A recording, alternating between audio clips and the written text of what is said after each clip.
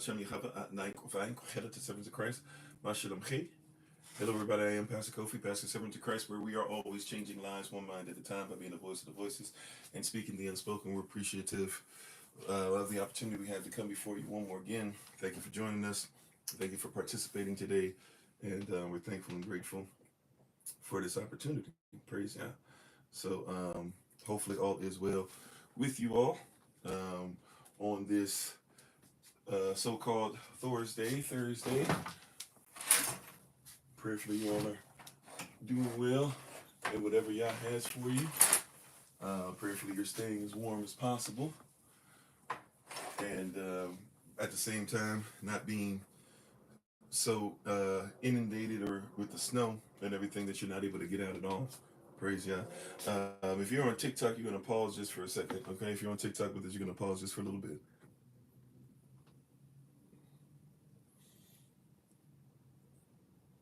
But to everybody who's with us, we're thankful and grateful for you. Sorry. Trying to get our stuff in order still with the signal. It's still not working with us. There we go. Praise God. Alrighty. So once again, we're thankful and grateful to everybody. Whether you're joining us on TikTok, YouTube, podcast, Facebook, some other platform at some later time, we're thankful and grateful for you one more again. And we hope that the words that we've been given and the word that we continue to give, even going into this new year, are blessing thee and thine house. Alrighty. So peace to everybody. Thank you again. We appreciate love you. A reminder tonight, those of you who are in the areas that are with me, we're going to be meeting up on Zoom. So we'll see you tonight, prayerfully. If you're in the Northeast region, Georgia, Caribbean, Oklahoma, Texas, SOC West, you should be getting some information from us throughout the day to make sure that everybody's ready to go. That'll be at 9 Eastern. So basically right after the live session this evening, if you're in those areas, we'll see you at 9 Eastern. Those of you who are across the pond in England or anywhere else, really, if you're anywhere else, basically Europe, Africa, Asia, Australia, we're going to see you guys. I try to open something up for you guys on Saturday. So we'll see you guys Saturday. Amen.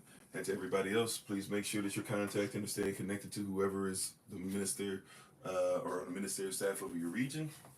And they should be able to get you information on when there's going to be a meetup or Zoom meeting, etc. And please make sure you're paying attention to what they're putting out there, because I know they're reaching out. Alrighty.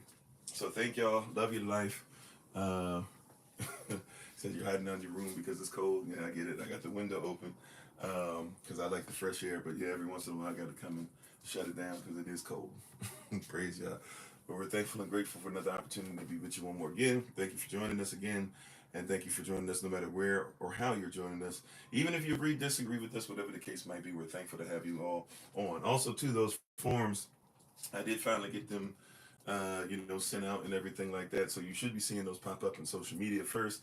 Google Calendar invite, you should see them pop up from time to time as well. When you see them, please, sir, just fill them out. Even if you're not going to be able to attend, there should be 3 forms ready to go. There'll be more to pop up throughout the year, but there should be 3 forms that you should be looking for. Passover form, there should be a form for the Bible Museum meetup, and there should also be a form for those who are looking at attending Feast of Tabernacles at the end of this year, or well, in October. So just kind of look for those to start popping up. They are completed. They have been sent out for the most part. I think they've been proofread and stuff like that. So I'm looking at all the stuff that I get back, and we should have something coming out to you all very soon. But let's say shalom and peace, everybody, and let's go ahead and get started with this safe place and continuation of what we talked about on Tuesday. So once again, thank you everybody for being on. How you doing? Is it Tarun Pandita? Sister Joy Beck? Is it Noctis the Cat? Everybody on Facebook. Shalom, everybody on the podcast. How you doing? How you doing, Sister Monica? Is it Lula Mitchell? Sister Knight? Bruder Charlie? Darius? Lottie down there, everybody. Come on in. How you doing, Minister Select the Crystal? Praise Yah. Logan Wolf. Sister Iska. Flawless Freddy. Okay. Everybody come on in. How you doing, Big Brother Thomas? Continuing to pray for you. I know we uplifted you in prayer and Thursday Rising Prayer today. And for those who are coming on, and feel free if you'd like to share the live session that's going on. They make it a little difficult for us nowadays. It is what it is. But we're still continuing to stretch out and to grow and to form, greatness as best as we can. We have some things that are popping up as well that we're going to try to use to see if we can share. Don't forget to also look for some different platforms as well, and let persons be made known that we have different platforms for them to be able to find us and see what's going on. How you doing, Brother Yahavah?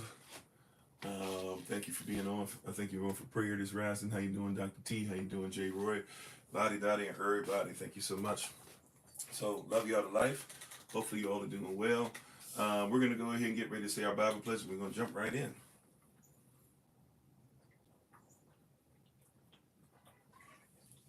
So, prayerfully you're able to join us. Shalom, greetings. KNW, LISPWR. I'm sorry, I don't know what that stands for. Please forgive me. How you doing, you?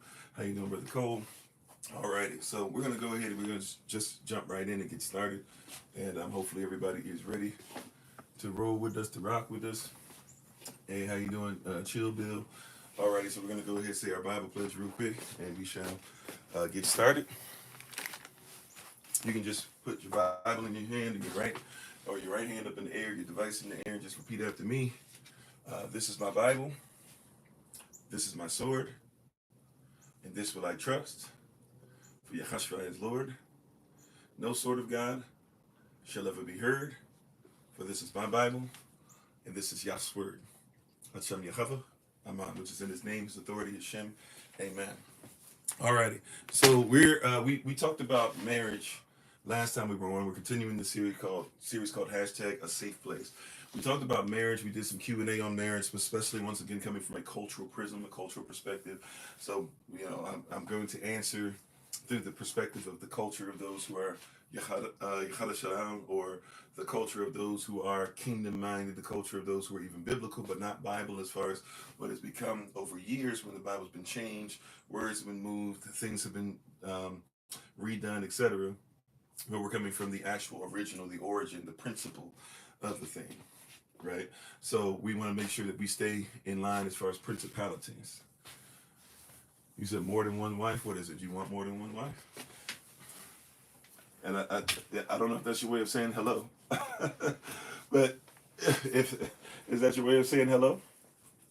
More than one wife, right? I would first ask, do you know how to take care of yourself? Do you know how to take care of a wife?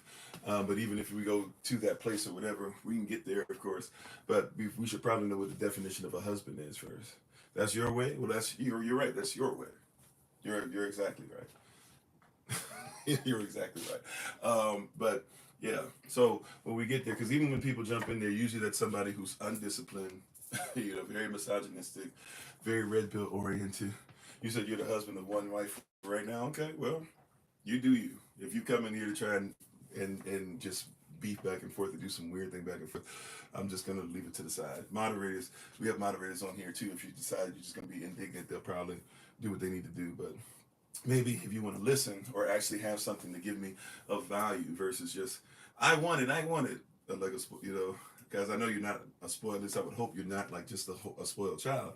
So if you have something to actually converse with or even be apologetically sound with, if we're going to even have some kind of debate, debate has rules and regulations.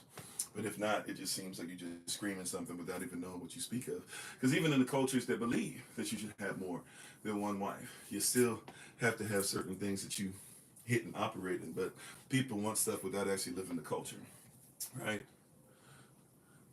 You said, yes, you can defend biblical truth. Okay, show me the biblical truth that says that Yah, don't show me a place in the Bible where Yah. So I'll give you this, right? Show me where Yah says he wants somebody to have more than one wife. Not where a man did it, not where people made excuses for it, not because Sarah went ahead and then had some drama because of it, not because Israel didn't even want Leah, but then all of a sudden, like, he got tricked by Rachel, of course, but the one that he loved was actually Rachel. He got tricked into having Leah. Right, not into all the. Tell me where you show the scripture where Yah says he wants you to have more than one wife. You said the Bible OT and NT. No, don't do that. right? Because first of all, Old Testament, New Testament is recently written in.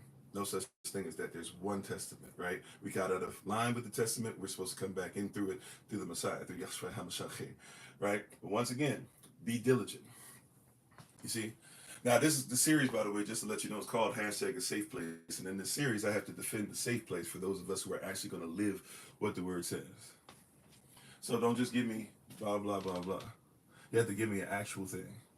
You said he even says he is a bride. He is a bride to two brides. Show me.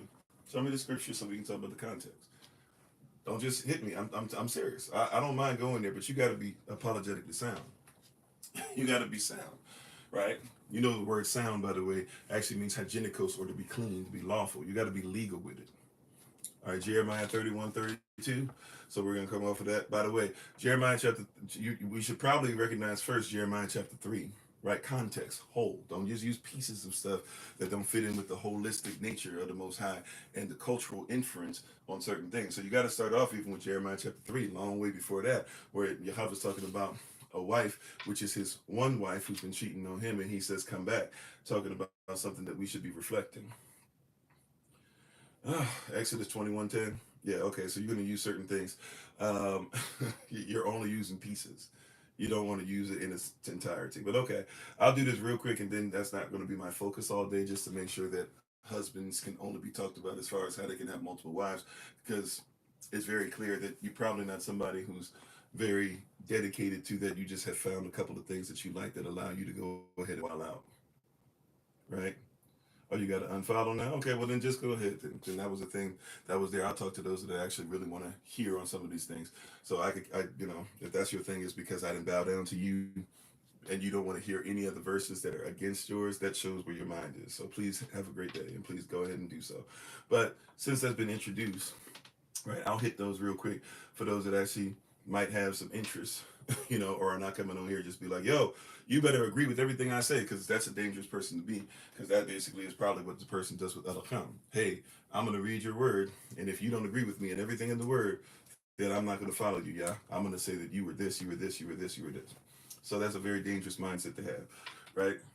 But the person brought up Jeremiah chapter 31, verse 32.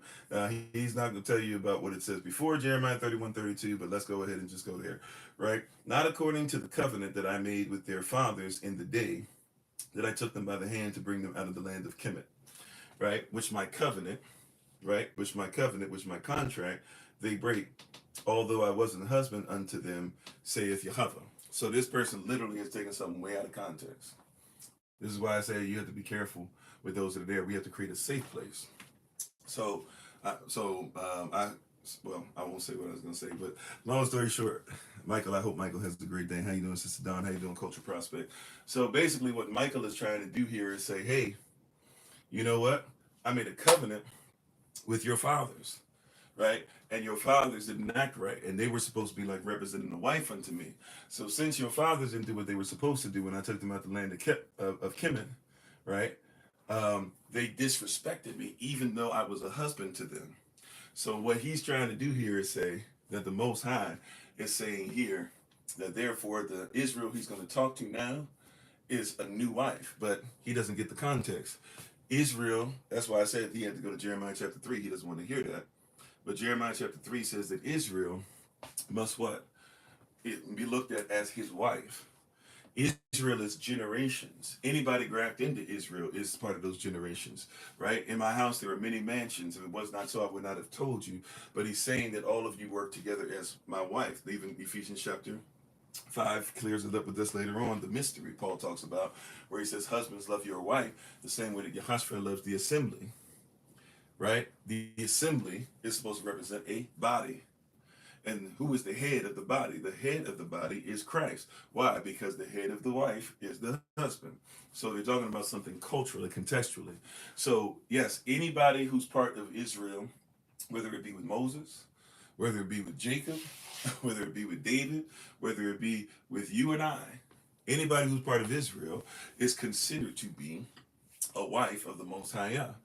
So what's really being said is, hey, you're my wife, and you guys were not obedient to the contract that we had one with another, right? So now I need you to become obedient. But in his mind, he needs to make that scripture something that says, oh, I can have as many wives as possible. Right?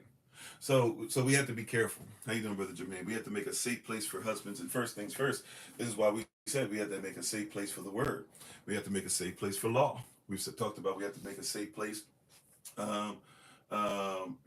even for hurt. This person, who needs all this different stuff or whatever, probably has dealt with some hurt in his life. There's a lot of different things, but we have to make a safe place for husbands. That's why we talked about on Tuesday, making a safe place for marriage, because this person doesn't want marriage.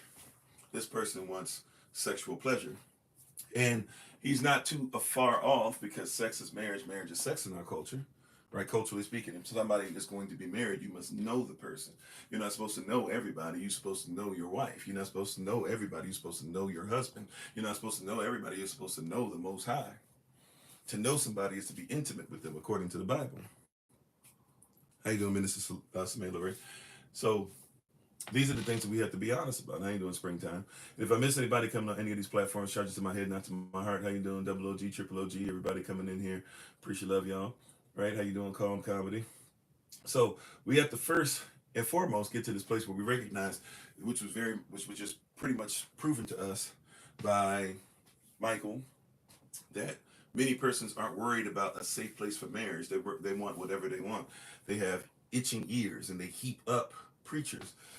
Michael even says, I'm going to go ahead and unfollow you now. Why? Because I didn't dare say that whatever he wants a woman to be used for, and whatever he wants to determine marriage as within his own prism, right? He didn't want me. He says that I'm not doing that. But see, I'm not making a safe place for Michael.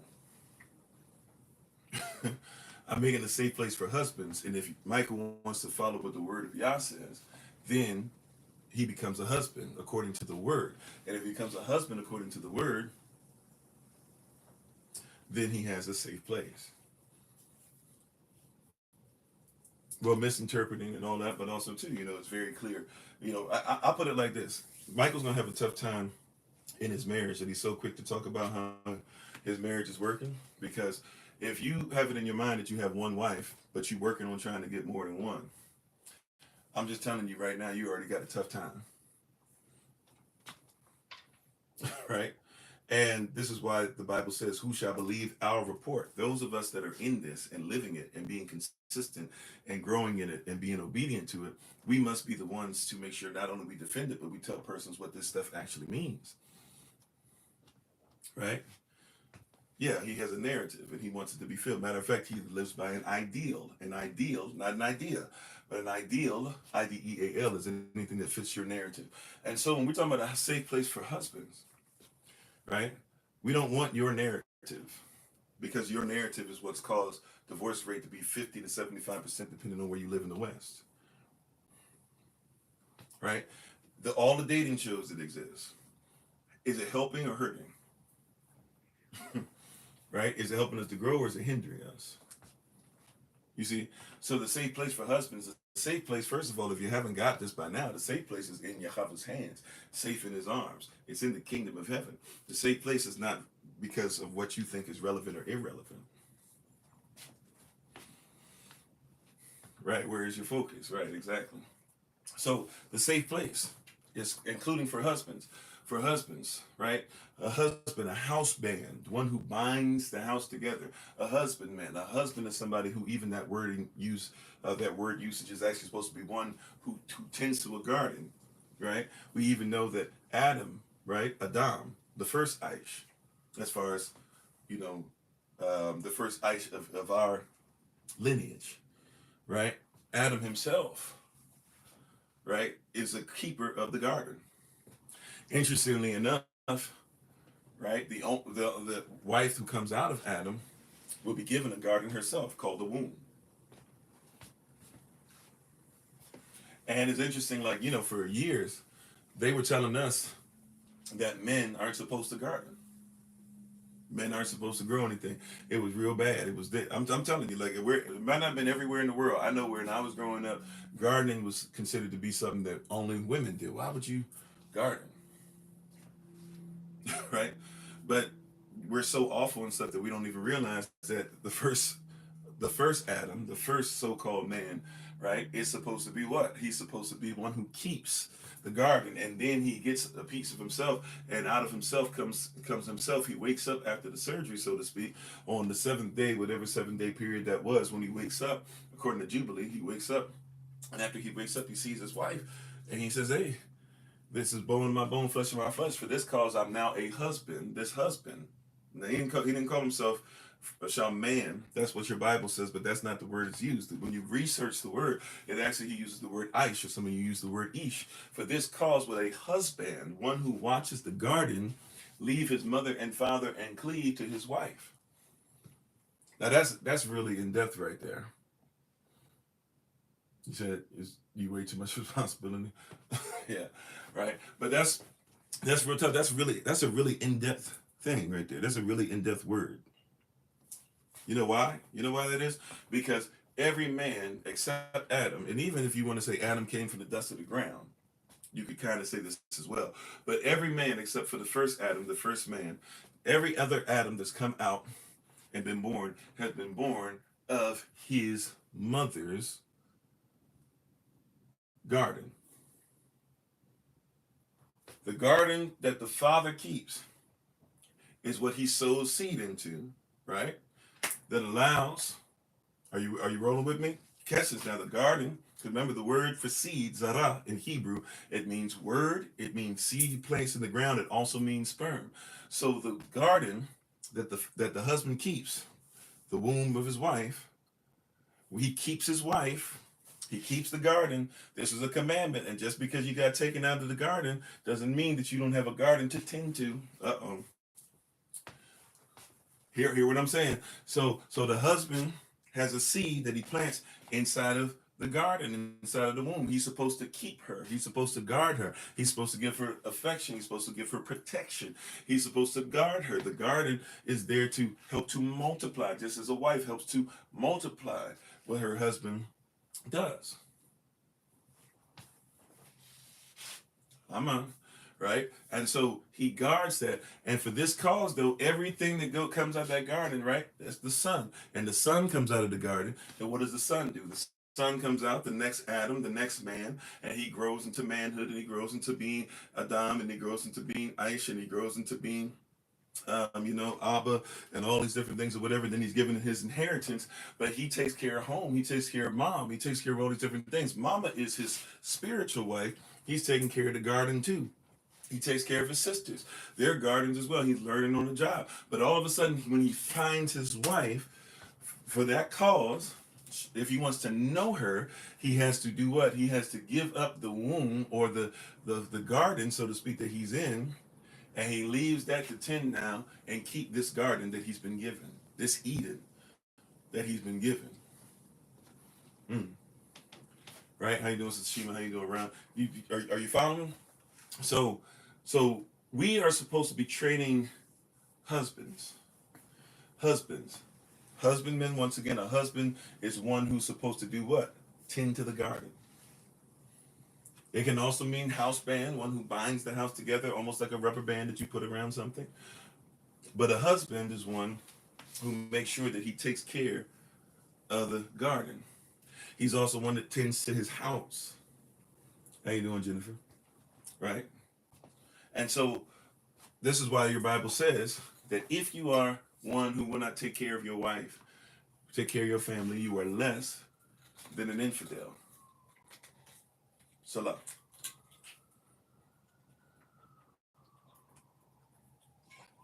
Right? We tracking?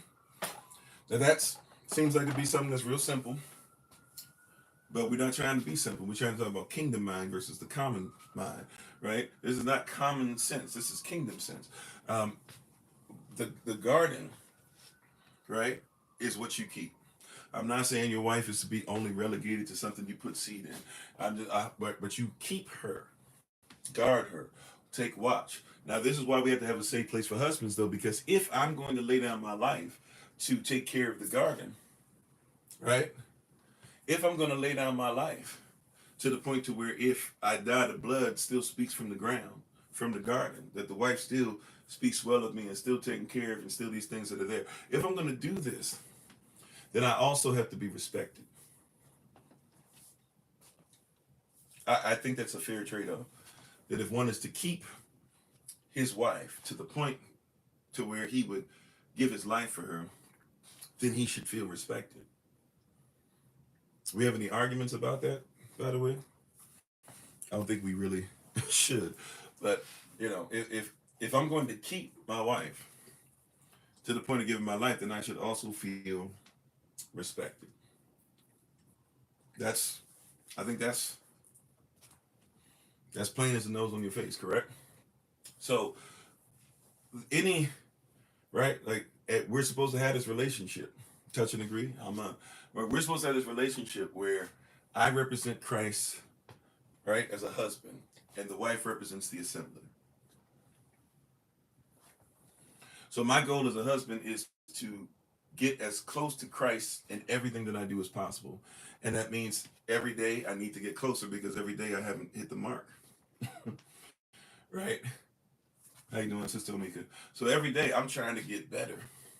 Every day I'm trying to grow. Every day I'm trying to push. Every day I'm trying to put more into it. Every day I'm trying to get better at finances. Every day I'm trying to get better at my word usage. Every day I'm trying to get better at my anger issues.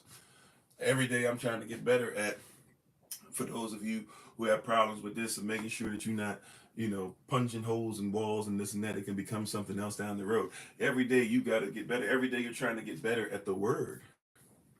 For Yahavah is the word. So Yahavah can't be separated from his word. You should get to a point, husbands, to where it's difficult for somebody to separate you from the word of God. Safe place for husbands. We're not talking about regular husbands. See, we got to make sure that we get this to the proper place. See, a kingdom husband, he gotta get to a place to where his life is so ubiquitous concerning word that it's almost like twins. Right? If you see Kofi, you should figure at some point in the conversation we probably gonna talk about the Most High. Even if it's just, hey, what's up? All right, have a blessed one. Something in our conversation is gonna have to do with the Most High, because there's a safe place for the word, and when there's a safe place for the word, there's a safe place for a kingdom husband. Right?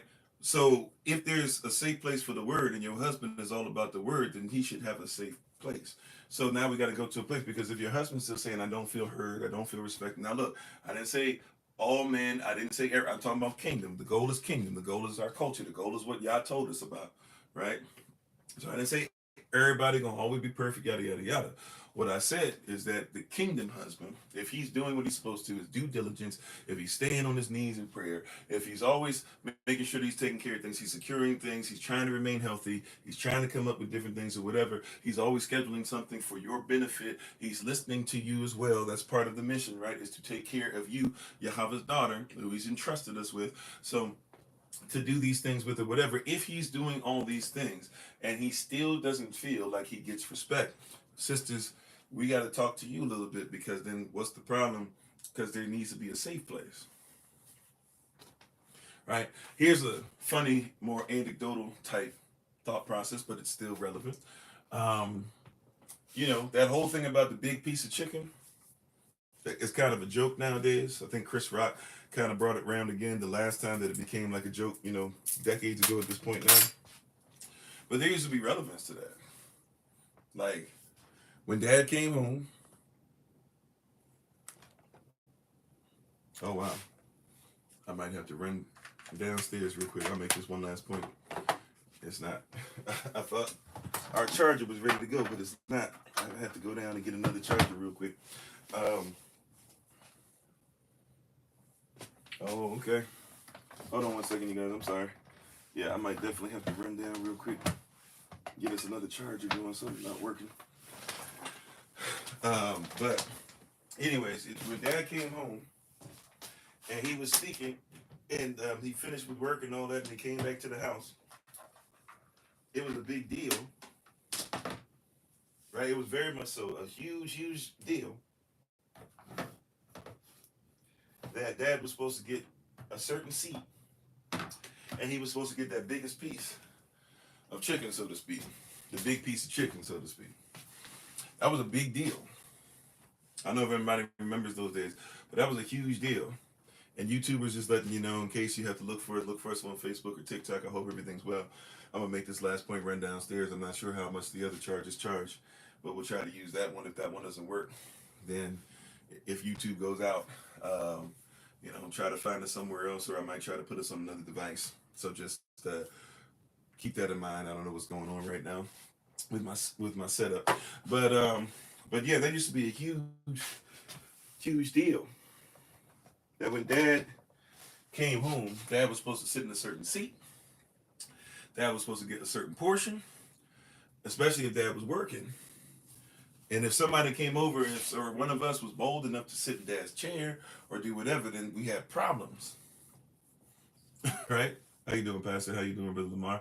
Now, I'm not trying to say, once again, that Dad should just get everything carte blanche. What I'm trying to tell you, though, is that there is a position where Dad's supposed to be able to be in. And we used to have no problem with that. But now there's an argument there. There's a fight that's there. Right? To treat Dad with that reverence, or that honor, and that respect is considered to be something that, like, is disrespectful in some way, shape, or form. Now, why? I don't know. Somebody might have to tell me. I mean, there's many different ways and many different reasons, and we might hit on some of those today. But ultimately, what I'm trying to tell you is it used to be guaranteed that Dad was going to get certain things because he was Dad. I'm not saying Mom shouldn't get certain things because she's Mom. What I'm trying to tell you, it used to be guaranteed that Dad got certain things because of his position. It was cultural, right? There were certain things that we should, that it was just assumed. If I tried to get, because we try to run game, Mom against Dad, Dad against Mom. If I try to come to Mom and say, hey, can I do blah blah whatever? First thing she said, what did your daddy say? Right? Were there a couple of times that maybe she let me get away, but I don't know if really, for real, my mom, I don't know if she really let me do that. I know some mamas do that, right? I know she did it with other children. She didn't really do it with me. Thank you, Double OG. Appreciate you. So, you hear what I'm saying? But these are things that we're talking about. So, what religion am I? I'm a follower of the way, right? I'm not a Christian, if that's what the question is. But I'm a follower of the way. But if you'd like to listen a little bit, you might catch on to some of the stuff, because I'm coming from a cultural point of view. But Dad had a certain position. He was supposed to. It wasn't up for debate. It wasn't about how you felt. If Dad was righteous in what he was doing, and then he was to be heard. And I've learned this in my marriage, to be honest. I think this is something that works both ways, because it helps us. Now, I'm not one who teaches that men have to automatically make $100,000, or it should always be, as far as provision, 100% to zero. But I do believe that the mindset of a husband, according to the word, should be to take care of his wife. For no woman, no wife, no little girl wants to have a job, as we say all the time. How you doing, Sister Sabria? I didn't say that she can't work. I didn't say that she's not capable of having a job. I didn't say if she wants to have 17 jobs, she can't have 17 and a half. What I'm saying is that according to culture, our mindset as husbands is to make sure that we provide to a point to where if there be, if she can't get a job, or if she doesn't want a job, if she wants to just focus on her work as a mother, or as a wife, or as both. And that by itself is so much. And as a woman, as a so-called black woman, Negro woman, etc., she should be able to do so. How you doing, Jab to you? And this is one of the parts of the conversation that becomes uncomfortable. Because a man wants to make 100% of decisions, but only wants to take care of 50% of provision. Now, I'm not trying to say if you're in a situation you can't. I started off in a situation where I was making pennies compared to what my wife was making. How you doing, Brother Frank? How you doing, Sister Sterling? And by the way, we're going to try to meet up with you guys in the UK on Saturday sometime. So I'll be sending you guys some stuff via WhatsApp. So check for that later on, to see if the times that I put out works for you guys.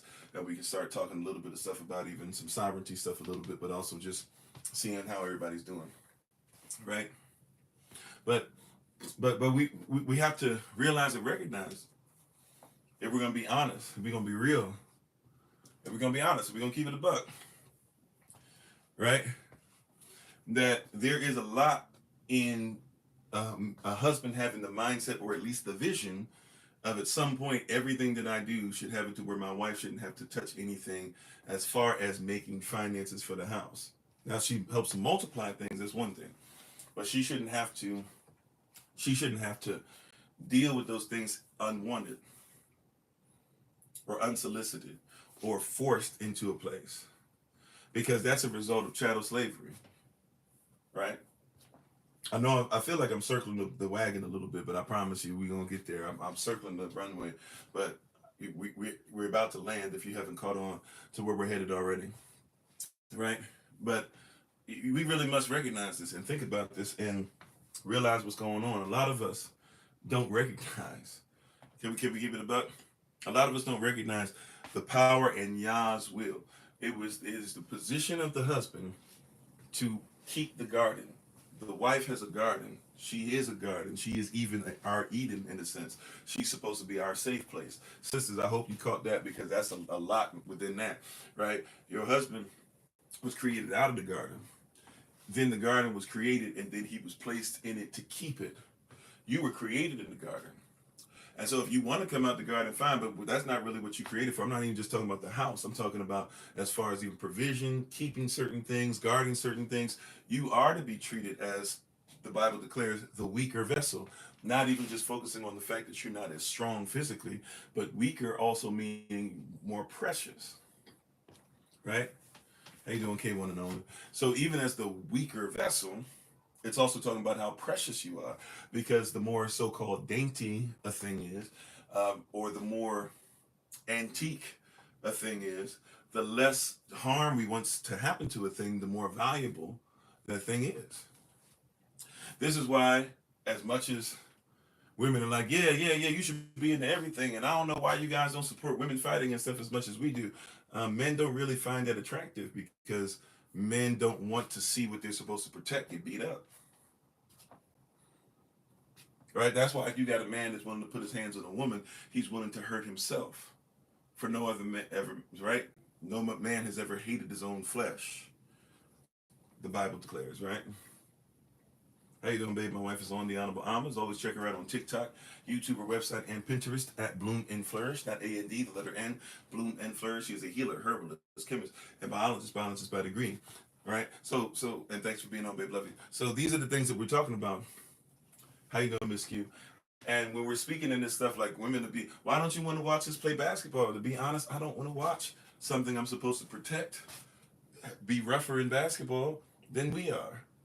Have you noticed that like men actually don't play that rough in basketball anymore, but the women's game, if you watch it, oh, it's rough. And they say you should like it and you should support it. No, I'm not. That's not really attractive to me. How you doing, Elder Select Tamara? You hear what I'm saying, beloved? I'm not trying to come at anybody. I'm not trying to be misogynistic. How you doing, Prince? I'm not trying to be anti whatever, right? I'm trying to tell you as a man, as Adam, I don't find it attractive when you're doing things that mean that you're not protected. Can I help you out, sisters? Men love it when you talk about sports. But have you ever noticed that sometimes men don't really be on when you be talking about sports? Because it's a weird thing to us because there's a weird thing that hits in our mind because sports are gladiatorial. So you start talking about this and that, and if I was on the court, if I was throwing the ball, if I was playing, and your man kind of start getting a little weird with you. But the reason is because in his mind he's like, something don't operate right because that's a work of a man. And I'm not. Look, we're trying to make a safe place for husbands today, all right? If y'all be mad at me all you want, I'm just trying to tell you the way it is, right? I'm not trying to sit there and talk about women should play soccer against men and all this stuff, and let's get on the football field and figure out what happens or whatever, and can you handle a slide tackle if a man and blah, blah. Like, I don't want to see you in that because I've been designed to protect. How you doing, Sister Judith? So as a protector, when I see you do that, it takes me out, right? When you say protect, and then you do something contrary to the protecting, it takes me out. Now, what we do is we try to say, okay, I guess we want peace, and so we try to say peace is more important, so we go ahead and we step back. But a safe place for a husband, he's supposed to protect the garden. Once again, remember, a husbandman is a one who keeps the garden. You have the garden. You are the one that the seed is deposited into. We are supposed to protect you. For this cause, when we find a wife, for this cause, will we leave our mother and father, leave her garden, and leave our father, who is the seed that planted us into the garden? We'll leave that behind, right? We as fruit will leave that behind. And as you see the fruit that we have is righteous, when you eat of our fruit, and when you now have our seed, we will go ahead and spread the family, but and do so by leaving the tree, right? It might happen rarely, but you don't really usually see two apple trees like growing like this. There gotta be some space, right? So we're leaving to give the fruit, to give the nutrients, and the fruit is there really to attract you to what it is that we have: the love, the joy, the peace. See, this is what a husband should have: love, joy, peace, long suffering, gentleness, being like Elohim, being faithful, being meek, being tempered. When you see us show up like that or whatever, that's the fruit. And when you see that fruit and you see that we have all 9 pieces, then you realize, okay, this person is viable as far as seed, not just sperm, but also as far as the word of Yah. You shouldn't, like we said earlier, you can't separate the man from the word. If he truly is the husband or the husbandman or the keeper of the garden that the Most High wants us to be, we are created to be husbands, husbandmen. Come on, somebody, keepers of the garden. Hallelujah. Right? I see you, Bruder. Thank you. Right? So we're supposed to be husbandmen. Keepers of the what? Keepers of the garden. Keepers. So I'm supposed to be on watch. I'm supposed to be in security detail. Husband goes out to the store with his wife. Wife's talking about, maybe we should get this, maybe we should get that. Husband is looking around at everything else. Right? Husband is stressed when you go shopping. You be like, why are you stressed? Right? Husband is stressed because his responsibility is to keep. Right? When I take my babies to or I take Solomon, excuse me, when we take Solomon to the park, I'm looking around, I'm trying to see about having fun, this and that, but also I'm guarding him because I know there's cats out here. As a matter of fact, persons have done stuff where they'll try to put their hands on them. Persons will try to get your child to leave. Persons will try to have their children beat up your children like craziness. So when I go there as a father, I'm not sitting, I'm smiling, I'm trying my best to enjoy, but for real, like my head is on the swivel. 10 toes. Yeah, my head is on the swivel because I'm keeping. You have to recognize that that's part of the relationship. Even when I'm smiling, when I'm laughing, when I'm joking, when I'm having a great time, part of me is always, hey, what's happening at the door? Because that's what a husband is. See, and you have to make a safe place for that. I'm not saying that a husband shouldn't learn to enjoy the things you like. I'm not saying he shouldn't learn to enjoy walking around and window shopping from time to time and learn to enjoy you. But I'm telling you, he will never 100% buy in because the second he does, he's no longer on his watch. How you doing, Minister Select Raj? Covenant keeper, yeah. You shouldn't separate us from the word. You can't separate him from the word. For this cause, will he leave his mother and father and cleave to his wife? Because the wife that he is over now, he is the keeper of the wife. Make a safe place for him to be on his watch. Make a safe place for that big piece of chicken, so to speak. Like we were talking about earlier, right? Make a safe place for him. Like I said, Daddy had a spot at the table. That was Dad's spot. Right? My father worked until late, so many nights I didn't talk to Dad. By the time Dad got home, I was asleep. When I woke up, Dad was gone. He was working 2.5 jobs most of my life, all of my childhood, as far as I know. You know? But at the same time, Dad had a spot at the table, even when he wasn't there. And there were certain things that we did because even if Dad wasn't there, Mama would say, this is what Dad needs. Why? Because this is what Dad requires as far as security. Dad wasn't tripping over, hey, the couch better be this and da-da, and the feng shui and blah, blah. But Dad was like, yeah, there's certain things that I require. I need certain things when I come home.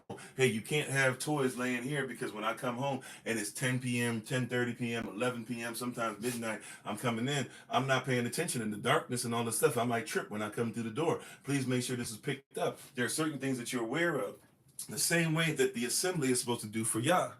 Just because somebody doesn't know Yah doesn't mean that we don't act like Yah is our husband. See, if we learn how to make a safe place for these things, even on an earthly level, you'll learn more about how to make a safe place for the Most High who's in heaven. Because a lot of y'all are trying to reverse this thing. I need to see everything in the spirit first. And once I see it in the spirit, then I'll get it on earth. No. Time out. You can't see everything in the spirit, because if you could, then you wouldn't be on earth. Oh my greatness. Can I say that again? Somebody needs to hear that. You can't see everything in the spirit. I know you want to see everything in the spirit first, but you can't see everything in the spirit first, because if you could, then you wouldn't be on earth.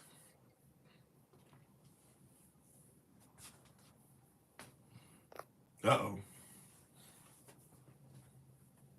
You can't see everything in the spirit, because if you could see everything in the spirit first, then you wouldn't be on earth. So you're going to have to learn some things through earthly things. Watch this. So just like husbands will learn more about how to submit to the Most High by how the Most High loves them by taking care of their wives properly. Guess what, wives? Make a safe place for your husband, because the safe place allows you, and really you're required to do this, but the safe place allows for you to be able to be put in a position to where you can learn more about your husband of husbands, who is the Most High Yah.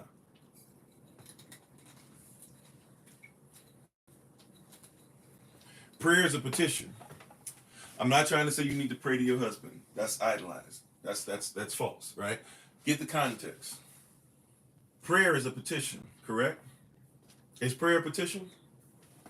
Can we get any just in case you don't know what a petition is? A petition is a request or a demand made upon a government based off of your constitutional rights. Okay? So prayer is a petition. Plain as the nose on your face, plain as day. Okay? All right. So prayer is a petition. All right. Why is it that you think that you know how to petition the Most High, but you don't know how to petition your husband?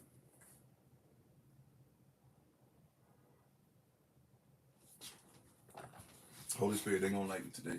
It is what it is. They ain't gonna like it tomorrow when we talk about wives either. It is what it is.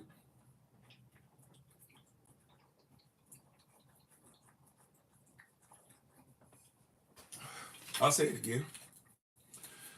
Prayer is a petition, is it not? Okay.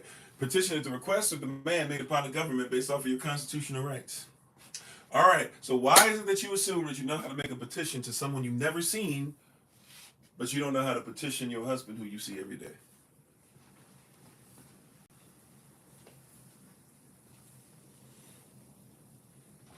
That's right. They forget to study their husbands. Look, if you won't study your husband's likes and dislikes, I promise you're not really studying yours. You got this thing twisted, right? Okay, let's take it to this, right? Because a safe place for husbands is also a safe place for fathers, right? As guess what? As much as you think you do or don't, you are informed on how Yahavah works by how you and your father work. That's why even if you have hurt whatever with your father was in your life, wasn't in your life, etc., etc., you better learn the things they did, the things they were prone to, or if they weren't there, or you need a father figure at least, or something like that, right? You need somebody in your life, big brother program, whatever the case might be, but you're going to need to make sure that you have somebody who shows you fatherhood. Why? Because you're going to be informed on fatherhood by what you see. I know you say, well, we walk not by. See, somebody already hitting me. We walk by faith, not by sight. Yeah, eventually. Context is a mug. Like eventually. Yeah, you're absolutely right. We're gonna walk by faith and not by sight. But question: when you first come into the truth, you think you're walking by faith? You think you got that down when you first come in?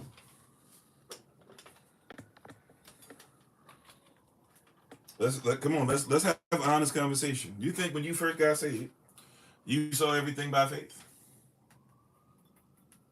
You know how I know that it's important to realize that the answer is no? Is because Yahashua, he gave you parables. What is a parable, beloved? A parable is able, and really it's parallel able to parallel. Two lines that never touch, right? One line is earthly, one line is spiritual, right? One line is heavenly. And there are things that are, if done in order, are done in the same manner that they're done in heaven, but the spiritual and the physical, as far as a parallel, right, they don't touch. So when the Most High is giving you something, and when Yahavah is speaking on something, and he says, hey, don't cast pearls before swine, he's giving you a visual, something you can see, so that you can start to develop the unseen. So yes, you walk by faith and not by sight, but there's going to be some things you got to learn because of what you've seen to help you with the things that you have yet to see. So you have faith that what you haven't seen can manifest, but it doesn't mean that you don't still need to see it manifest. How you doing, Sister Sheila? Praise Yahweh for your presence. Are you catching me, beloved? Are you hearing what I'm saying? Right? Does that make sense, first of all? I don't want to just cast over that. You can ask whatever question you like to ask, Cam. Hopefully it's something relevant to the topic, but of course you can ask a question. Right? Does that make sense? Seriously. Does that make sense? Anybody have any questions, comments, or concerns? Thank you for joining us on YouTube, podcast, Facebook, TikTok. Thank you so much. Right? Does that make sense? Cast pearls before swine, that's a visual. Okay, say it again. All right, no problem, Sister Mignon. A parallel, right? It's a parable, means you were able to make a parallel. Parallel lines are two lines that do not touch. If the lines at any point intersect, that means the lines were never parallel. So there are things that happen in the spirit. There are things that happen in the flesh, right? There's things that happen in the heavenlies. There's things that happen in the earthly. There's supposed to be a certain order and structure, right, in the earthly, because the earthly is supposed to reflect what's in the heavenly. When we get things back in order, we won't need the parables, because the heaven and earth are going to meet and touch each other. But until then, you have certain things to help you to see what's going on in the heavenly realm. So when Yahavah gives you a parable, he's giving you something that helps you to see what you haven't seen. He even talks about this in scripture. He says, I know what I talk about because I come from heaven. I'm paraphrasing, but he says, I know what I talk about. I come from heaven. He's like, but I'm giving you things to help you to see what you have never seen. Or when he talks to the woman at the well, he actually does this with a few persons who were Samaritan or Gentile, or different persons who are not of Israel, at least not at that moment. He makes it a point to tell them things like, hey, we know what we speak of, because we've had the law, we've had the experience. These are things that we do. So when I tell you things that I'm telling you from the perspective of something you've never lived, of Israel. He even does that a couple of times. But when Yah gives us something that is a parable, what he's saying is I'm giving you something that you can see in an earthly manner to help you to realize how it works in the heavenly manner. Because even though you walk by faith and not by sight, let's be honest, you were born into a world where you walk by sight and don't even realize what faith is until later on. So for the person who's born again, who says, yeah, I'm ready to walk by faith and not by sight, you got to learn some things. You got to learn how to see things different around you. So part of the reason why we have marriage, right, is so that wives, by submission to their husbands, not submitted to the man, submission, but submitted to the mission of the husband, by being submitted to the mission of the husband and honoring the husband as the vessel of Yah and becoming one with that vessel, therefore being a vessel themselves.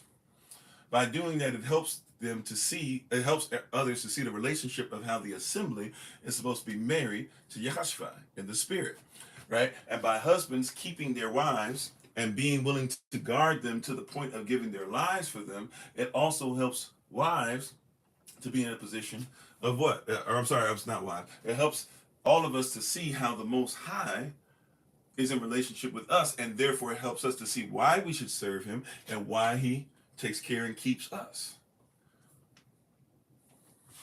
Even the Most High says, try every spirit by the Spirit to see, or try every spirit to see if it is of Allahim, right?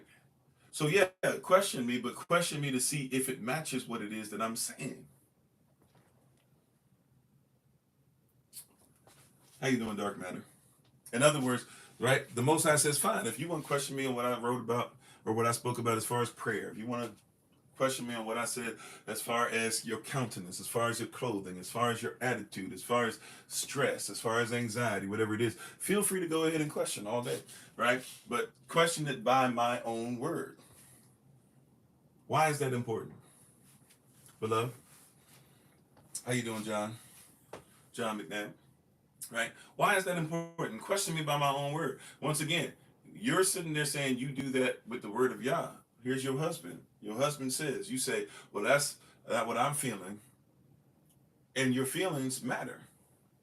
But you can't question and be like, well, that's blah, blah. Well, is that what he said, though?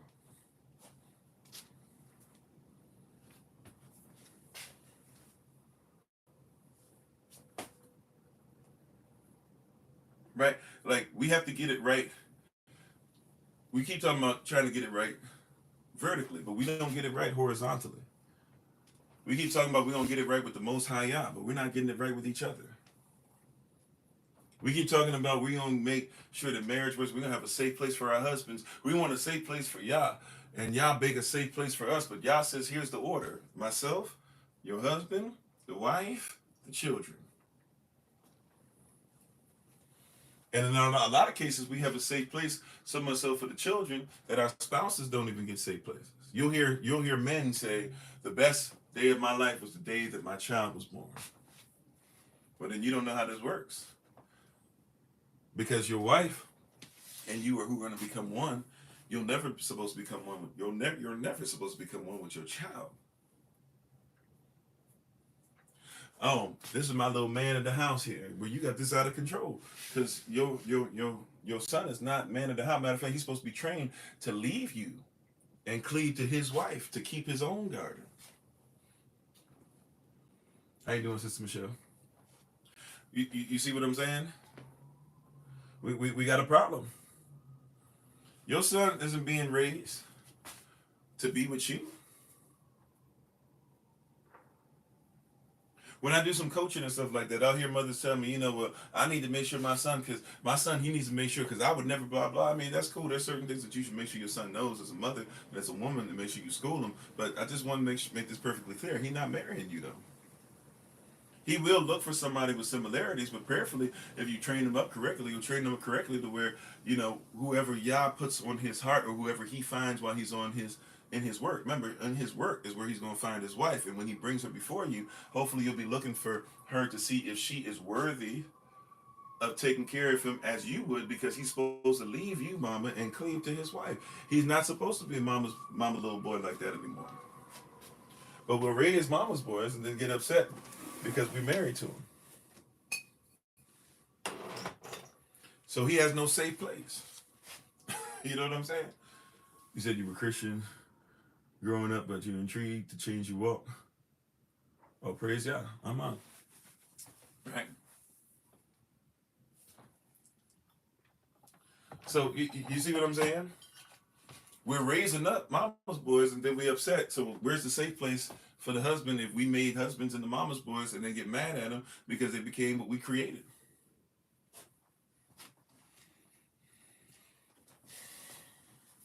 I'm not saying that there should never be any kind of being a mama's boy. He should get nurtured. He should be able to feel like he can go to mama for a lot of stuff. There should be certain things that, look, there should be a reason why he comes to you instead of dad. When you and your husband had them conversations, he's like, well, your son is always coming to you. Like, yeah, he should be. But you should have a relationship where the husband trusts that if this is what Yah says for the family, that you're gonna make sure it happens, even if he comes to you behind his back. Because ultimately the trust, there should be more trust involved in between the one that you're one with. How you doing, Sister Gertrude? We're talking about a safe place. And a safe place today, hashtag a safe place, the series, we're talking about it for a husband today. Even like there's husbands out there that have been SA'd and have never told anybody because they feel like even if they told their wife, it would be a problem because everybody would laugh at them and be mean. And as much as we say, no, that's not true, blah, blah, this and that or whatever. Some husbands that are out there, they don't tell anybody because even their family, they feel would be the first ones to try and make fun of them, yell at them, laugh at them, etc. Yeah, no wonder you like that. Am I drinking champagne? No, this is sparkling water. This is sparkling water.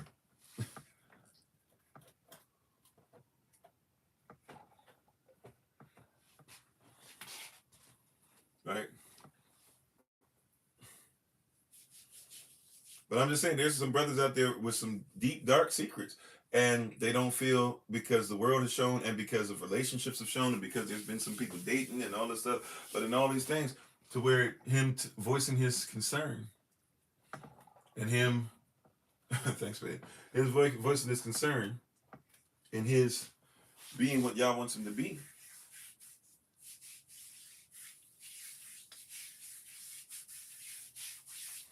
It's problematic.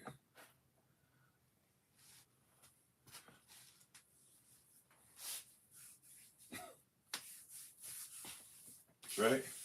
So there's a lot of things to where he doesn't feel safe. Right? There's a lot of things that men are told not to be in a safe place. Husbands are told not to feel safe in. But at the same time, lead the family though. And can I say something? Watch this. You know who needs to feel safe, the safest? Even if they're going to be jumping on the grenade. You know who you want to feel really safe? Is the person who's on watch. If you want to feel safe, but the person who guards you never feels safe, you got a problem. Does that make sense? If you need if you need your house to be secure and the security guards never feel safe. They're never given the weapons, they're never given the bullets. Right? If you want to feel safe, but the person who needs a ship to make sure that they patrol certain areas is never given a ship. If you want to feel safe and the enemy has more bombs than you do. If you want to feel safe and you have less soldiers than the other side. If you want to feel safe, but you don't even know, you haven't even been trained on how to fire a gun.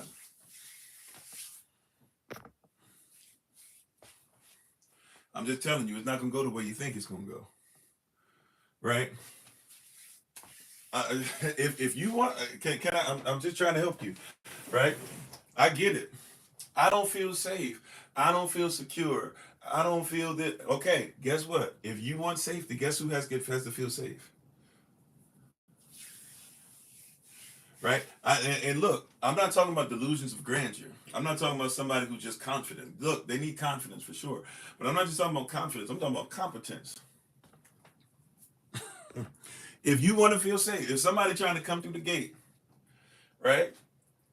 I've been on gate guard duty to where there's been persons that I'm not allowed to talk about, but persons who, if you knew that I'd guarded them in the past or whatever, you'd be like, yo, wow. Yeah, you definitely had security clearance, blah, blah, whatever.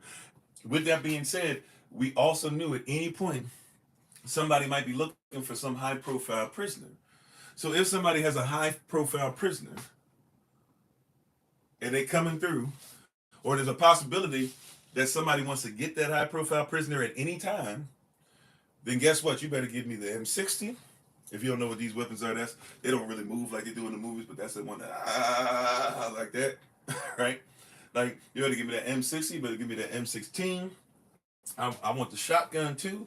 I want the 9. No, really, I don't need the shotgun at the same time. I'm just being a little facetious now. But I want the 9. I want the pepper spray. I want the hide, or a place to be able to make sure that I can hide away from people. I want all those different things. I want to make sure that we have persons in right positions. I want to make sure all of them are trained right. The ones that are going to be closer and closer to the person that we're guarding, they need to be able to have certain skills on them. The ones that are on the outside, they need to make sure that they have certain aim. If you're going to be high up, I need to know that you can go ahead and make sure that you've earned the right to be able to be in that position. Are you at least a sharpshooter, if not an expert, right? But I need to make sure, because we're securing each other, right? So I know how the security works, and if it's a huge a high value target for the enemy, then that means that we got to have a high value way of security. When the enemy's coming for you, you high value. Sisters, see, we talking to kingdom sisters, we talking to kingdom wives, right? Pre-qualified even wives. Wives, hear me, beloved. The enemy is coming for you. You are a high-value target. That means you need high-value security. And if you need high-value security, then you need to make sure that that high-value security is equipped. And that doesn't necessarily mean you need to be the one to equip them. They should have been trained. They should have learned. And if they haven't, hey, that's on us. We're going to make sure that's on us. We're going to make sure we do everything that we can to ensure that they are equipped to the best of our ability. That being said, though, also, too, make sure they have a safe place. Thank you all for the love. Thanks. Thanks, babe. Right? You make sure they got a safe place. You are high value. See, I need you to comprehend when your husband is asking certain questions, it's because he knows your value. Your husband knows that you are right. You could get anyone that you want. He knows your value, and he knows that you decided to be with him, though, and he guards, he watches. Even Elohim, see, watch this. Once again, we don't want to talk about parables or able to make a parallel, right? Even Yahavah is known as a jealous Elohim. You don't get it. He's jealous. Yes, Elohim says you are the apple of his eye. So he's jealous.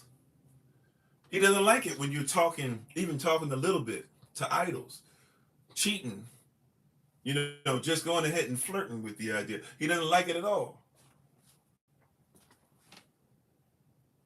We're going to preach it, bro. He doesn't like it at all because he's jealous. He's jealous because of how much value he puts on you. You think he's jealous just because? No, he's jealous because of the value he puts on you. You are valuable. That's why he's jealous. The Satan could lose you tomorrow and still be like, whatever. The Satan could go ahead and have you go to hell and be sitting up there burning up while he's sitting up there burning up himself and be sitting there looking at you later on and be like, yeah, whatever. Right? The Satan knows that he's defeated and is still trying to get you to come in, right? He ain't jealous of you. But a kingdom husband, he's jealous. Because he knows your value. Also, too, he's jealous because he's married to you. This is Yah. Yah is married to you. How you doing, Nathalie? He's married to you. You don't think he'd be jealous? He's not just jealous randomly. That's not just something random that he threw out there. I see you, Bruder. Thank you. Right? He's jealous because he loves you. Okay. You think he gave his only begotten son because he doesn't love you? You think he gave his only begotten son because watch this. See, we don't think about this in this context, right? I love that. What's that song? He loves us. What is it? He is jealous for me, right? Love's like a hurricane. I am a tree, bending beneath the weight of his wind and mercy. When all of a sudden, I am unaware of these afflictions eclipsed by glory. Forget my voice. And I realize just how beautiful you are and how great your affections are for me. And oh, how he loves us so, right, et cetera, he loves us, right? I love this song. I love the wording of it. He's jealous for me. Love's like a hurricane. I am a tree bending beneath the weight of his wind and mercy, or some versions I think say his grace and mercy, right? Like he loves me, and so it's his jealousy. He's jealous for me. He's jealous for me. Look, it's his jealousy that part of the reason that brings him to you. We had left him. Come on, man. We had left him. And he came back for us. We had left him and he said, I love y'all so much. I'm so jealous and I know the value that you have. And I know you're about to lose it all with this joker called the Satan. You know what? I'm going to send my only begotten son. That's jealous. That's jealous. The jealousy turns into zealousy. Now he's zealous for us. He has a zeal for you. Right?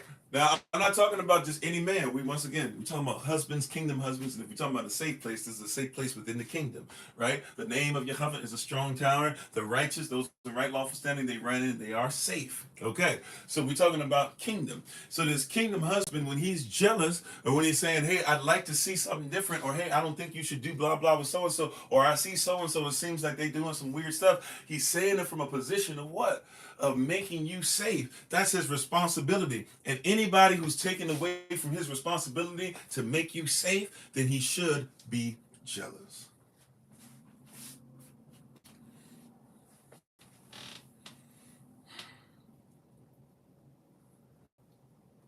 Do you hear what I'm saying? Right. He got to feel safe. The person who's securing you has to feel more secure than you. Because he got to be able to secure you and him. Or you and her, if it was in the military or whatever. Right? But I'm talking about husband and wife. Right? If stuff goes down, I got to be able to secure myself, my wife, my child. And I need to even feel safe enough. Watch this. This ain't even gonna make sense to somebody after what I just said, but prayerfully catch it in the spirit. I need to feel safe enough to know that if I give up my life for you, you will still survive. Hallelujah. That's a word. Man, look. I need to feel safe enough that if something were to happen to you, beloved, are you catching what I'm saying? You digging on what I'm saying? You picking up what I'm putting down? If something happens to you, I need to know that my life was not given in vain. I'm not going to just give up my life just because.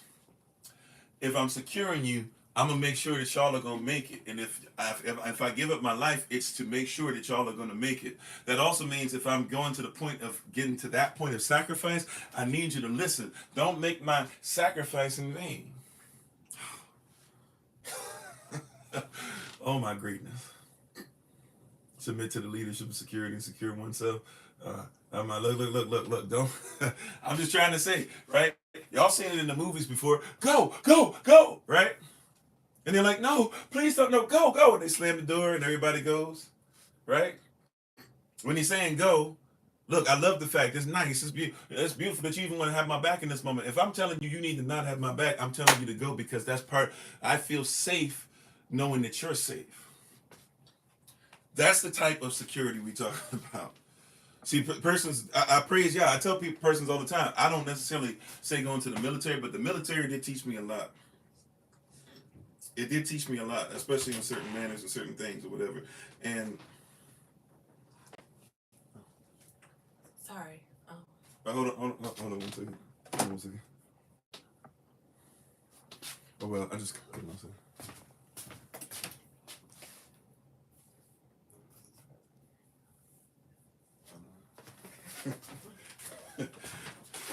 So, but a safe place. What was I saying? Oh, the military. I'm glad the military.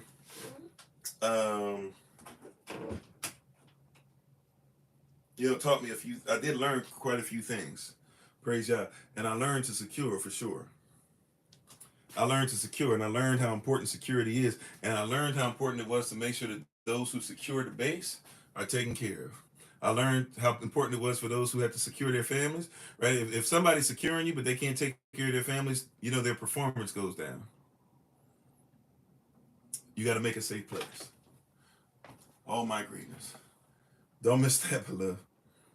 I'm here to tell you, your husband's performance goes down. When you say, what's going on, sometimes you should ask yourself, maybe his performance, maybe you should even say to yourself, his performance is going down. Could possibly be because he's not in a safe place.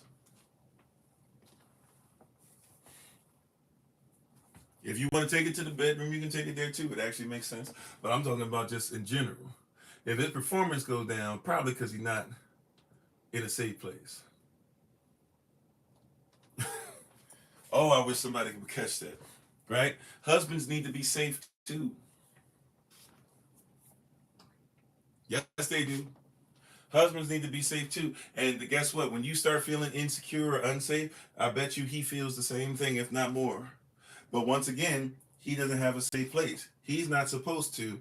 And by the way, there's certain times when the person who's on guard doesn't get to say, hey, I'm shot. You better find a way to limp until you finish. Then after that, we'll deal with it, right? But there should be sometimes where somebody says, hey, I don't like that plan. Or, hey, I'm a little scared. Or, hey, I'm worried too. But we're not given the place. I promise you that we feel it. I promise you, when you're sitting there, you're like, oh, I'm feeling bad about this, and I'm feeling tight about this, and I'm feeling blah, blah. I promise you, he's been there. And he can't voice, and sometimes you say, why can't we talk about it? Because he can't voice this stuff. Really, I don't know. How deep? I'm so serious right now, because I don't want nobody mad at me. Right? I'm so serious right now. I don't want nobody mad at me. Okay? So seriously, I'm being straight up with you. How deep you want to go? Like, do you want it to be real? Because I'm telling you, like, this might be hurt some people's feelings, real, because we don't really talk, and we there's some things that are going to come out about wives tomorrow too, or in defense of wives as well. But I'm talking about, like, we don't really get safe places where men get to be talked about correctly, how we speak be used, and how our mind works. So I'm just being honest.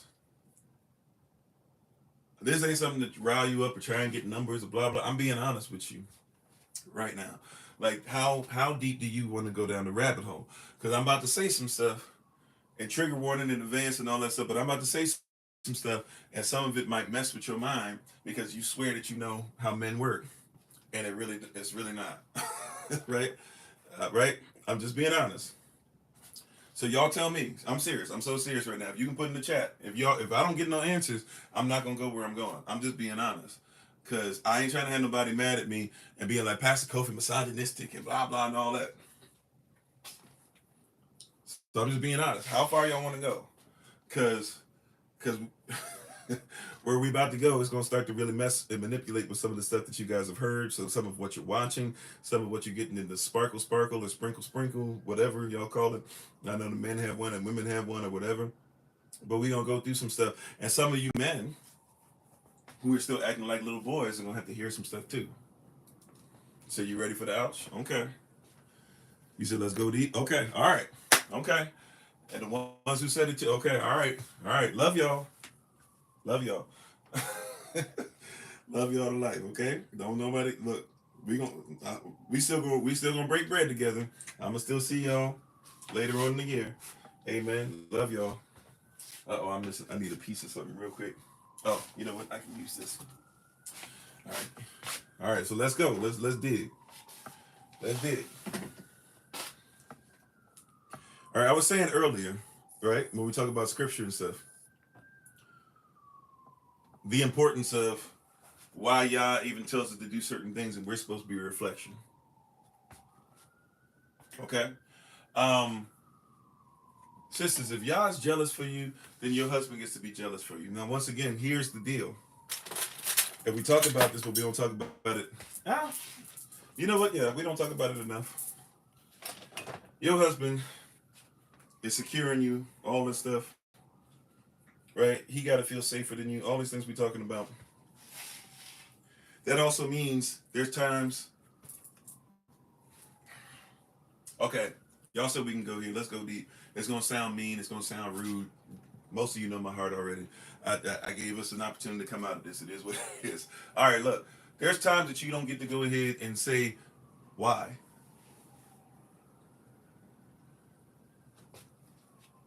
You ever notice your husband get upset sometimes and frustrated, and you're like, I don't know why you. I'm just asking why. I'm just asking why because sometimes we ain't got time for that.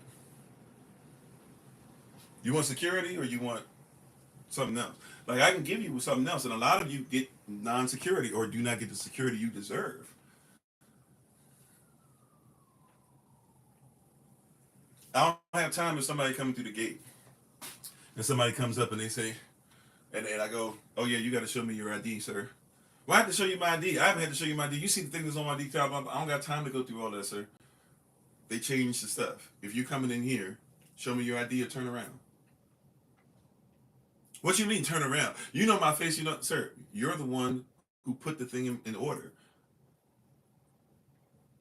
So I don't care if you're the captain himself. You got to follow the law too. Okay, let's take it to this. The Messiah himself has to follow the law. Does the Messiah have to follow the law? Did Christ have to follow the law? Yes or no?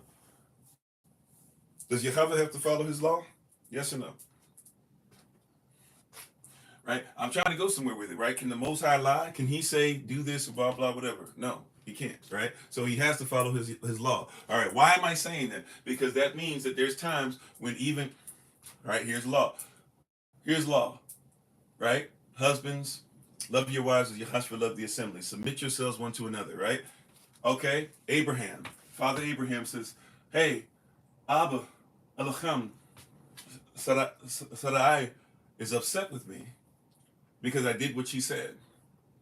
Now she wants to get rid of my son, and she wants my son to go into the wilderness, and she doesn't want me to have any position in my child's life. What should I do? What did the Most High say? Y'all gonna be thinking I'm mean in a second. This is just the start, right? but what did the Most High say? How you doing, operator? He said, listen to your wife. He said, I'll take care of the things. There's some things that, like, yeah, you're righteous in making sure that your child taking care of blah, blah. But look, I'll take care of the child. I'll take care of Hagar. You should have listened to me in the first place. You shouldn't have listened to her in that regard. You should have put me first. That's your fault, husband. That being said, though, yeah, your wife might be doing some stuff, and it's against the will, blah, blah. But you know what? You obey what it is that your wife wants, because you're one with your wife. You're not one with Ishmael. You're not one with Hagar. If the Most High has to do that,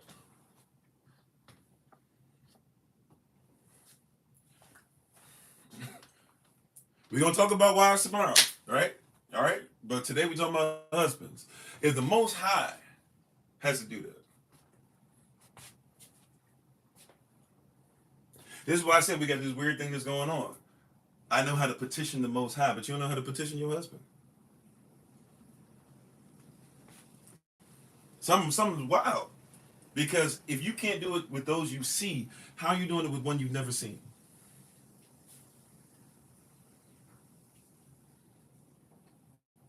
And here's the problem that happens in our culture, in our community, and getting back to our culture. It's not that we cannot do it. It's that we choose when we will do it. Right? Okay. Husbands, you can't stand to hear your wife talk, blah, blah. You can't stand to listen. You can't stand to listen. But I bet you when you're at work, and so your work wife, or you at work, and the woman who you think is attractive, or you at work, and that woman who is your boss, they begin to talk, all of a sudden you can listen.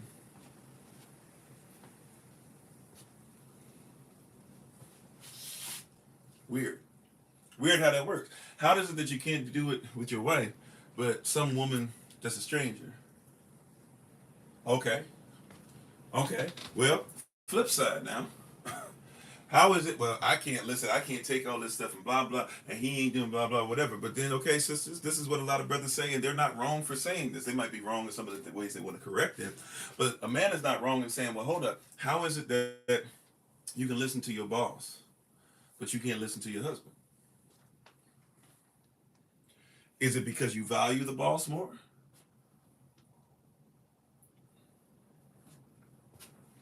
Now, somebody might say, well, my boss pays me. Okay, well, your husband's supposed to pay you in security. He's supposed to pay you in word. Well, he's not doing all those things. Okay, so then that's an excuse for you to not do what you're supposed to do. Now we get into a weird place where we tit for tat.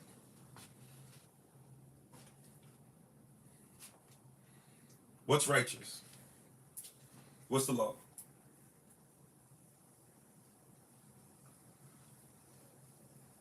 What's righteous? What's the law? When you say, so I've defended you sisters on this, you know I have, where sisters will come up and they'll say, what you thinking about, babe? And he'll say, nothing. A lot of the time, 75, 80% of the time, your husband actually means nothing. He really ain't tripping off nothing, blah, blah. But sometimes there's a 20% where he's actually got something on his mind, on his heart. But he's not going to tell you because he doesn't even think you're going to give him the time of day or even listen to him. Here's a modern thing that popped up. I don't know how many of you are familiar with this. There's the man, it kind of popped up on social media. It was popular for a little while. There was a man, and he was outside, and he actually asked his wife. This is part of the context that's lost too, because we kind of crapped on her a little too much as a society. But she came outside because he asked her to film him, right? And she says, well, what's wrong? What's going on? And he had this spool with, I believe it was copper wire. Somebody correct me if I'm wrong, but I believe he had this spool with copper wire on it. How you doing? Is it ready? How you doing? So he had the spool with copper wire on it. And the spool that he had Oh, it's recorded. We record all these. They're recorded on YouTube, recording on Facebook. Hashtag find Kofi. You can just look in the link tree on our main page and click that so you can find more information on where stuff is.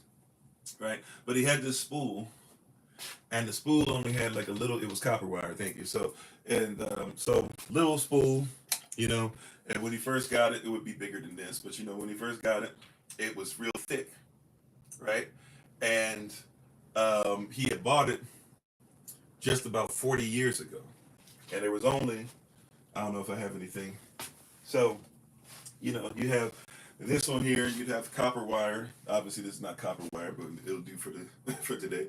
And you'd have like something, and this would continue to wrap around and wrap around and wrap around. And over time, as he needed copper wire, he just comes and gets stuff from it, and gets stuff from it, gets stuff from it. Baba Kashak, my pleasure. And he gets stuff from it over and over again. So he only has like a little bit left. And he brings his wife out. I don't know how many of you seen this, but if you've seen it, you already know where I'm going. Right? Right?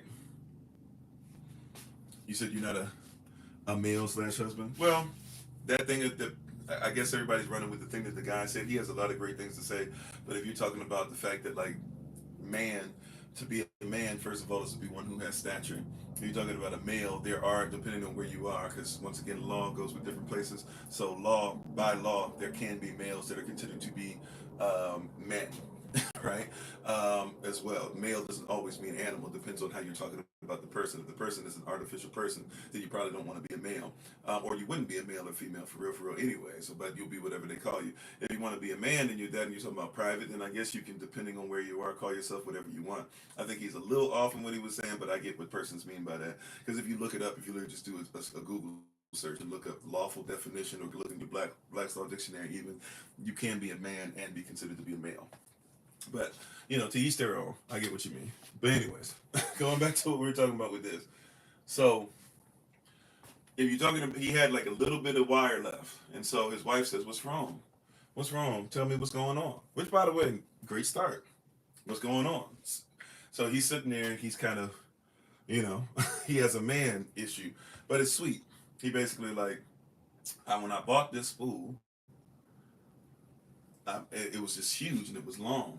But there's only this much left. And she's just like, yeah? And she's not getting it. But he's trying to tell her, like, I bought it and there's just this much left. And he's even then explains it. He says, you know, 40 years ago, this thing was full and it's almost over. And yeah, I know it's just a little bit of spool. I know it's not a big deal and this and that. And then if you even know even further context, him and his father had actually used this spool together, right? Said his father had passed away. Or no, him and his brother. He used it and his brother had passed away, right? But some of you might not even know that context, but he was trying to explain to her that basically this spool to him was almost empty. And he was seeing kind of the end of his life. He was seeing his mortality. That for 40 years he had bought this thing that was so thick. And now all of a sudden it was getting down to where it was only a matter of time before there was nothing left, right? And so he's trying to explain that to her. And her response, to be honest, as a husband, I kind of get her response. I kind of was like, oh, okay. Like, you know, I can get why she would say that. He was wearing a Jets hat. And if you know, the Jets aren't doing that well in football this year, especially with all the stuff that was going on. All right, how you doing, Minister Shante? Thank you for that. And so she sees the Jets hat, and she goes, oh, I thought you were sad out here because the Jets were losing or whatever. And he just kind of was like, you know what? Never mind. He gets up. He's done. He irritated. He tried to play it off later like he wasn't, but you could tell he was definitely irritated at the fact that he had just poured out his heart. He was like thinking, I got a safe place, right? I want to tell you exactly what I'm feeling. And when he revealed that, because to her it's just a spool anyway, but he's telling her why it's not just a spool, right? He opened himself up. And when men do that, I'm trying to tell you, sisters, I'm trying to tell you something. One of the reasons why your man doesn't open up, y'all know what I mean when I say I bet. Some of y'all know what I say. When I say I bet, I don't really bet. So I bet you, right? This is one of them I bet yous. I bet you the reason why your husband doesn't open up, if you feel like that. Now, some of you say he never opened up. I promise you, I bet you, especially if he's married to you or if he's contemplating marriage, I bet you he's trying to open up. and you did them just like that woman did with that spool, right? Because men don't open up, and it's very hard for us because society has dictated to us. First of all, we're not supposed to open up, and then when we find friends, family, wives, etc., children even, and we try to open up to somebody, all it takes is one time because we do it so rarely, right? We have to be trained just like you. So don't miss this. We have to be trained just like you. We have to learn that it's okay to open up as well, because we've opened up before and literally had persons make fun of us. You know, there's a guy who has another thing that's kind of become popular where he makes fun of stuff that black people, that black men usually will laugh at or whatever. And there's this one.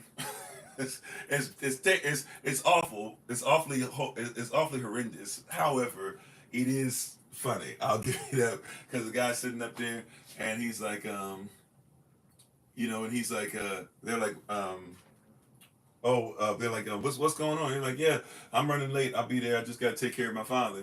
And then they go, what? They were like, this Edward got a father. And they start laughing. They're like, oh, look, he got a wonderful, beautiful relationship.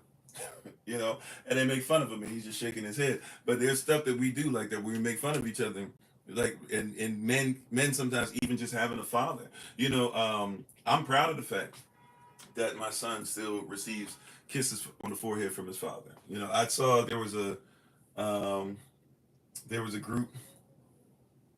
There was a father and his sons, and their relationship. When I came into contact with them, it was at a church I was at, and the way the oldest still talked to his father, and still called him daddy, and do different things like that. And I was like, at first when I saw it, even I was like taken back. As much as I be talking about love and this, I was like, man. But I had so much respect for it after about a couple years. Right? I had so much respect for that, and the way that he loved, the way he honored, the way that he still, would like take kisses on his forehead and stuff, the way that they embrace, it got me out of this thing that like it has to be, just being a buck, it had to be homosexual, right? Because as much as you think that you opening up, we really don't open up that much. And so there was this guy who had taught, and his son, strong, powerful, manly. Don't get it twisted. Go to the gym, outwork anybody, play basketball, all the stuff, woo woo woo that you think make you a man. Got a great job, got a wife, has children, all the stuff, right? But a lot of persons probably try to make fun of him, and him and his father had a relationship that went past that. That also means that there's not a thing that he probably couldn't open up to his father about. You know what I'm saying? That's right. Even the forehead kiss is a symbol of security, right? Amen. So I'm just saying, like, you know, we don't open up that much, and I promise you, your husband has at some point tried to open up, and all it takes really is maybe once or twice. If he feels like I'm gonna put myself out there, and it's gonna be belittled and put to the side like it's nothing. If I say it's important, and you say, "Why is it important?" Because, and can I tell you something too? This happens with our mothers. So it's not just you. I'm not just trying to blame you, wife. I'm trying to talk about his mama did it. His aunties did that. His sister did that. Brothers, you tell me if I'm lying. If there's a brother that tells me I'm lying, or brothers tell me, if I'm lying, brother, stop me. I'm serious. Sisters, if you want to ask questions about it, so be it. But I'm just telling you right now, this is a man's perspective. Today's a safe place. We're talking about for husbands. If there's a husband, if there's a man, if there's a little boy, if there's a brother, right? If there's an uncle out here, if there's a grandpapa, if you my big brother in the Lord, if you my little brother, whatever, if you my son in the Lord, whatever it is, feel free to tell me I'm wrong. But I promise you, his mama did it, his sister did it, right? His aunties did it, his girlfriends did it, right? Those who he was involved with sexually did it. Those who he wasn't involved with sexually did it. His ex did it. All these different things. So I promise you, like in his mind, he's just like, up as soon as you do it, guess what happens in his mind? She doing the same thing.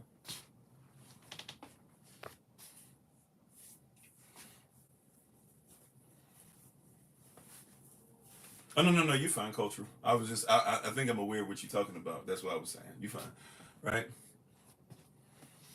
But those persons did it. So when you do it once, I promise you, he's already like, he ain't got, but if he's not gonna stop at that point, he ain't got but like one more time.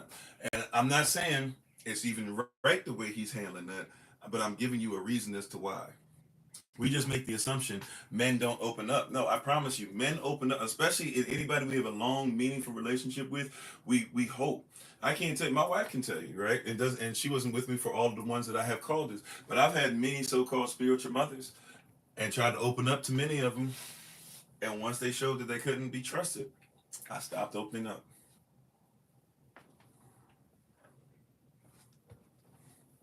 Salah. And thank you for the love. It's real talk. Trying to let you behind the curtain. There's a lot of sisters. Oh, I'm going to be your spiritual mother, blah, blah, this and that. And okay, cool. And I'm going to tell you the truth. And I'm going to tell you my heart. And then I come to find out I can't trust you. We just talk about that with the other side. No. Like, men are very, especially because we've very rarely in our lives, many of us have very rarely in our lives made the steps to tell persons how we actually genuinely feel. So when I tell you how I genuinely feel and you say, you dismiss it somehow, guess what? I'm done. He'll still be there. He'll still take care of you. He'll still love on you. He'll still try to dote upon you. He'll still try to listen to your things. But certain things he's going to be like, no, I'm not going to tell her that.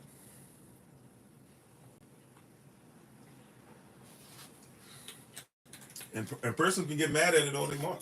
But I ain't lying. If I was lying, that'd be one thing. But I ain't lying. Show me the lie, beloved. I ain't lying. It ain't going to take but once, twice. And you'll sit there, why are you so upset? Why? Because you think it's something small. You think it's just a spool, right? You think it's just this. You looking for anything else. It's got to be something different. It can't just be this little spool. But to him, that little spool is everything. And it's running out. To him, it's about to run out. It's everything. He's telling you, like, this thing represents so much more. It's a parable.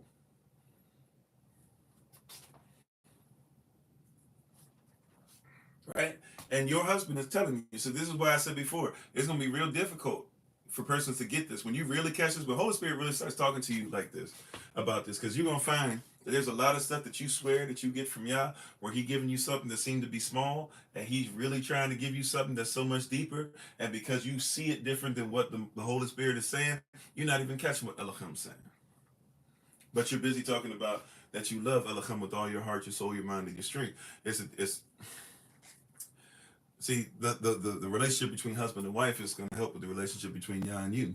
He said it's true, been married 25 years, still working on it. Praise Yah. Yeah.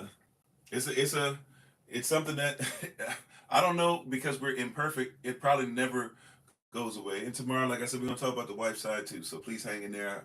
I've seen some persons getting off because it's probably pretty heavy on one side today, but that's because we're talking about a safe place. And maybe we haven't been making the places as safe as what we think we have.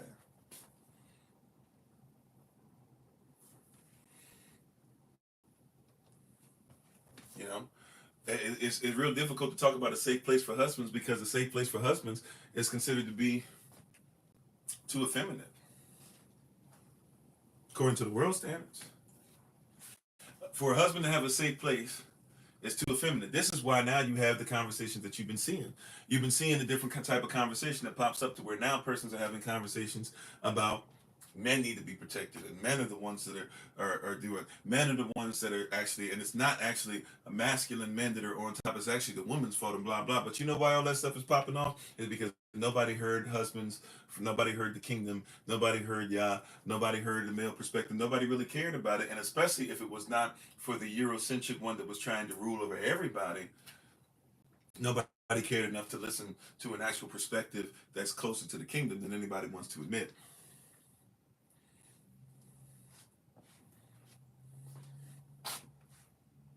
So creating a safe place for husbands is really difficult, because we don't actually think that it's a valuable thing. We don't think that we should take time out for it. We don't make time out for it. We don't make time out for it so much. You want to know how I know we don't make time out for it? Because we don't teach little boys how to be husbands.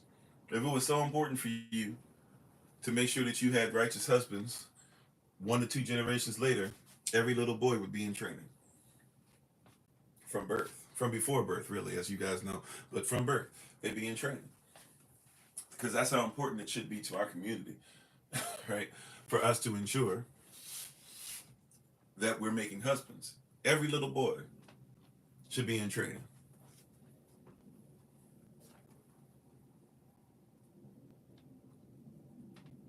That's where this starts. See, the little boy in him was not protected. That's why the grown man in him doesn't feel safe. Thank you for the love. Ah, that's a bar. The little boy in him doesn't feel protected. That's why the grown man in him doesn't feel safe. When he was a little boy, he was told to stop experiencing what childhood was. You put manhood on him too soon.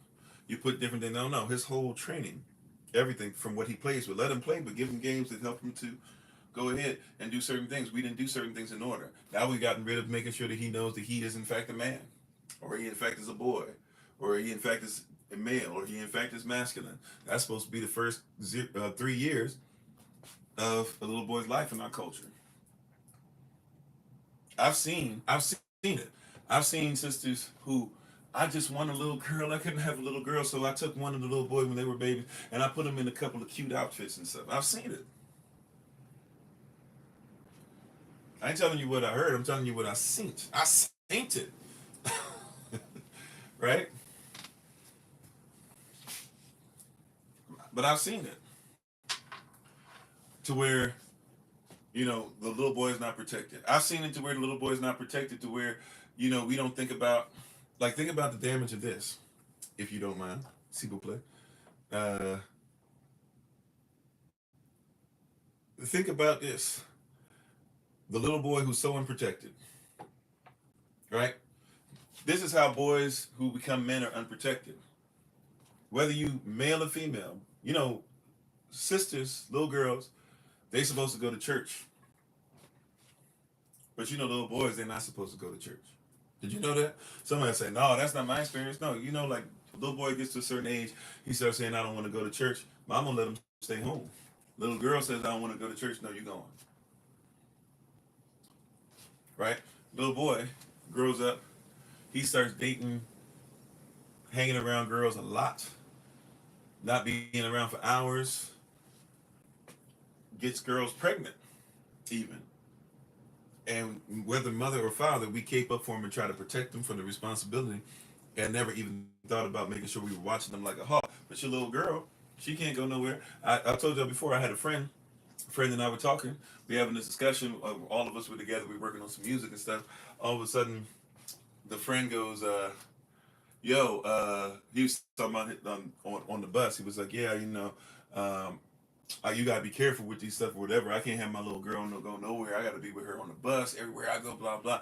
I can't just have nobody walking up on her. He was like, and then so I asked about his son. I said, well, what about your son? He goes, well, that's different. He all right. I was like, no, that's not different. I was like, no. Like you got to protect him. How you doing, Auntie Mary? How you doing now? Listen, we're talking about #ASafePlace for husbands, right? I was like, no, he got to be protected, even more so, because nobody in society thinks that he needs to be protected, including his parent.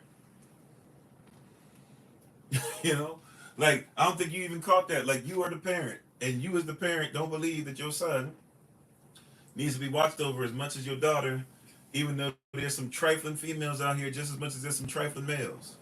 That should speak to you of how much he needs to be protected, because you don't even see that he needs to be protected. And really, if we were to be honest about it, I can tell, because you have children by all these different women and blah, blah, blah, because you weren't protected yourself.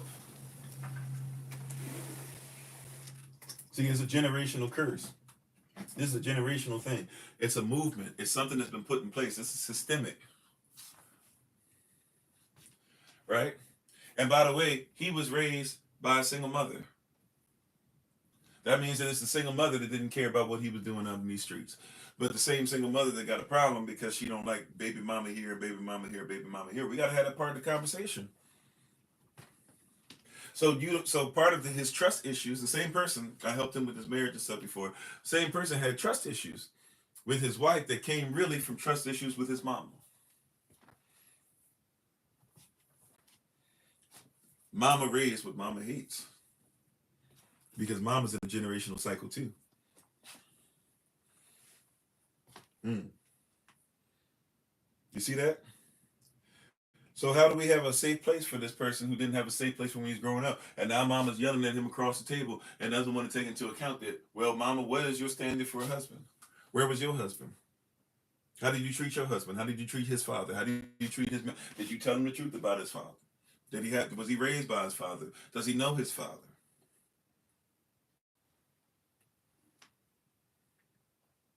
Hmm.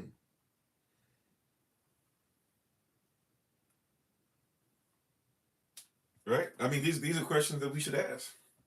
If we're gonna put all this inference on these things or whatever, like these young brothers today, a lot of them, they don't have a chance, especially if we don't give them a safe place. A lot of these brothers don't have a chance, sisters and brothers. A lot of these husbands right now don't have a chance because they still don't have a safe place. And when they try to tell you these things are going on, or when they try to tell you these things, are popping up, and mental health issues are here, there, etc., and they're really trying their best to hang in there with you, but they don't even know how to be husbands because they were never shown. They don't know how to be fathers because they were never shown. They're trying their best to show you what masculinity is, but really all masculinity is for them is be tough and go get a job and have some sex, and they feel like they can't even have the sexual part or whatever, and you're busy telling them about this, that, or whatever. Like these little boys, these brothers, these husbands, they don't have a safe place. We got to give them something. We got to give them a bridge to come over so that they can actually, a lot of brothers don't even breathe. Baba Kasha. You like these brothers, a lot of these brothers don't breathe.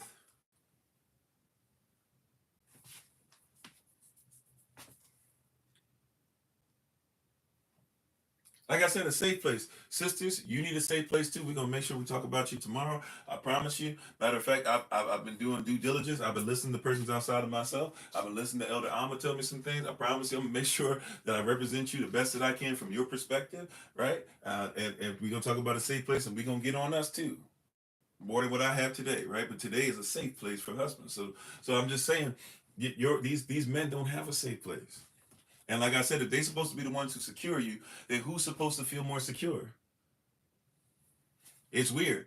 You want the person who should have an AK. You want the person that should have an M30, M16. You want the person that should have that Beretta. You want the person who got that 9, right? The one who got the Glock, the one who got the Glizzy, whatever. You want that person who should have that to not have it. Or even to have it and never be trained. And that's a bad place to be. That's what happened with what was that guy calling himself? Was he calling himself Jam Master Jay? I know who Jam Master Jay is, but was the guy calling himself Jam Master Jay the one who was leading that group of black folk that were going around and they were like a little militia? Which, by the way, I think was still a overall great look and something that we need to see as far as us protecting ourselves. But he ended up messing up. Because if you look at him, if you look at the persons that were in the group, a lot of them were not trained. Oh, you was in there? Praise Yah. That being said, then what I'm saying is true. A lot of them brothers wasn't trained. Like there was cats in there that had their scopes on backwards. I don't even know how you do that. Like that's difficult. Like usually you can't even put. I guess certain models you can do that, but like there were brothers that had scopes on and had them on backwards. Had no bullets. One of them shot. It was friendly fire. Shot themselves in the foot, and there was no enemy. Right? These brothers ain't trained. Now I'm glad that these brothers wanted to show that we need to secure one another. And there's actually militias out there that you should probably be looking into. Matter of fact, at some point, we probably gonna look into some stuff. You guys already know, especially when we talk about the land project. But I'm gonna leave that there for now because I don't want to put too much business out there. They try to use it against you on some foolishness later on. How you doing, Sister Ted?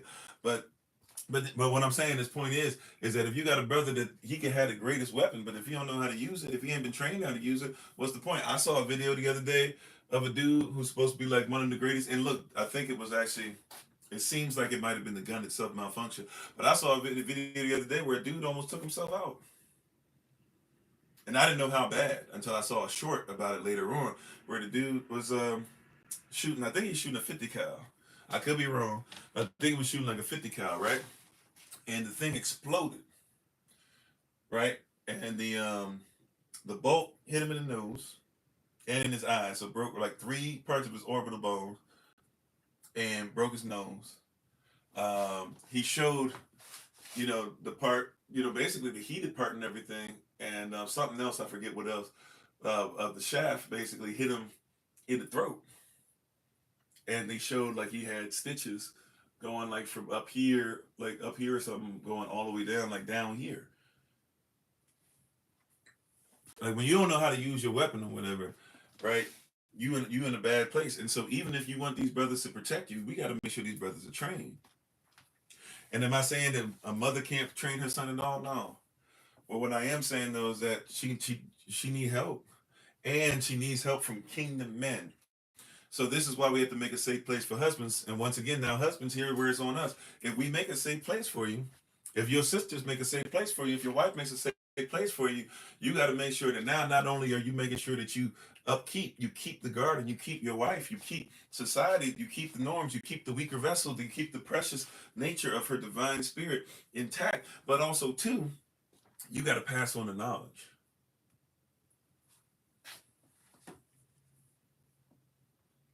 Right? You got to pass on the knowledge. Ain't nothing worse than a man who won't teach a boy how to be a man.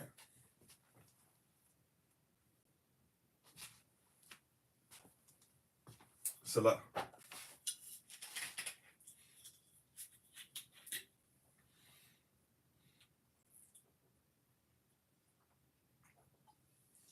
Ain't nothing worse than a man. Well, I can't say ain't nothing worse, but it's pretty bad when you have a man who has made a decision that he won't teach others. And by the way, before somebody hits, well, these youngsters, these YNs, they out here and they do this and they do that and blah, blah, and they won't listen to you and they blah, blah, and do all this stuff or whatever. Okay, cool, straight. That being said, are you saying there's not one young brother that will listen to you?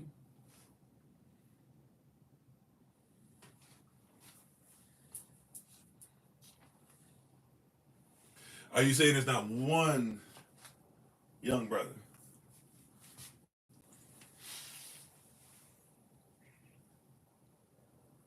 You're telling me that there's not one wife, there's not one woman that will listen to you? I can't find it to be the case in my personal walk. Even this virtual, what we're doing right now virtually, I can't tell you that's the case. There's not one person that will listen to you at all.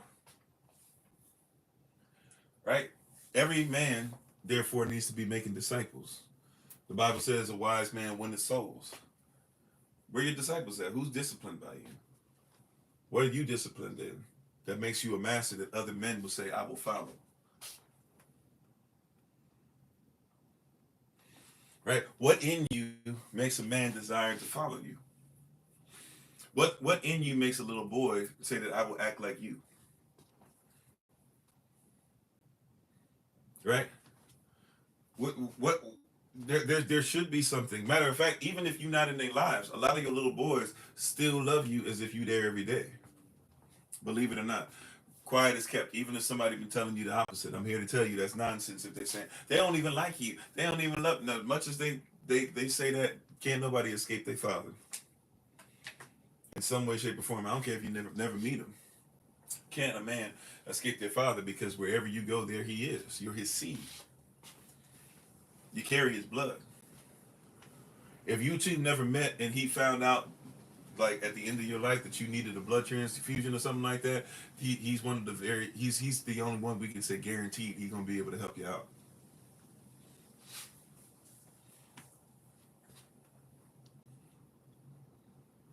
Once again, though, we live in a society that's really jacked up to where we're not making a safe place for this type of conversation and a safe place for healing. See, also too, we're gonna have to talk about, well, we kind of talked about healing with hurt, but there's got to be a safe place for healing. This PTSS, this post-traumatic slave syndrome, these things that have happened over years, these generational curses.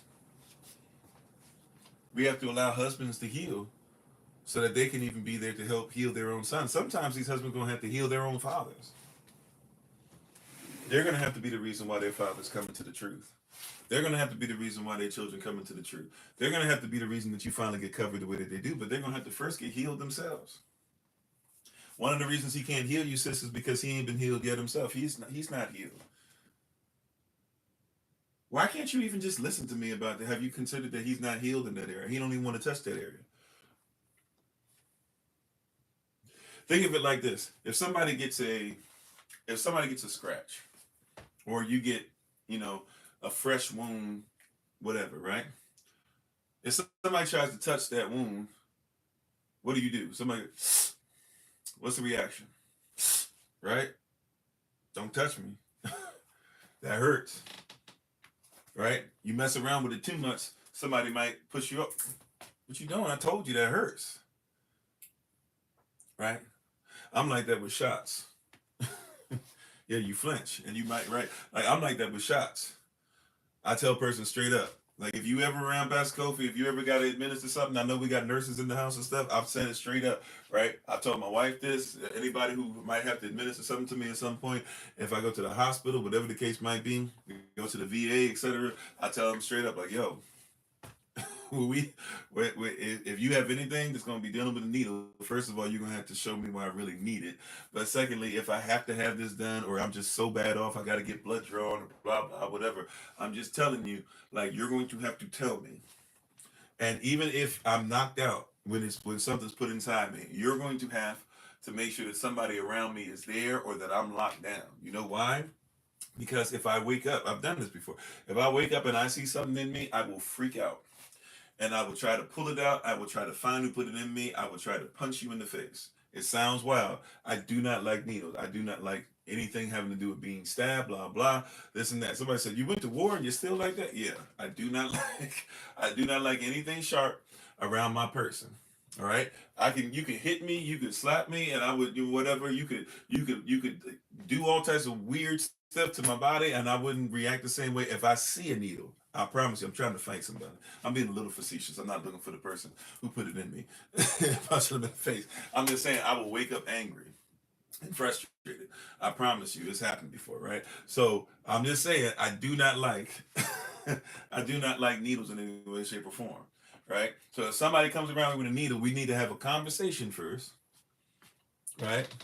You said you hear that's common for men. Maybe it is. I don't know what the percentage is, right? But if you come at me and you try to do something with a needle, I'm just telling you, we gonna have to have a conversation, and I'm literally like a child still.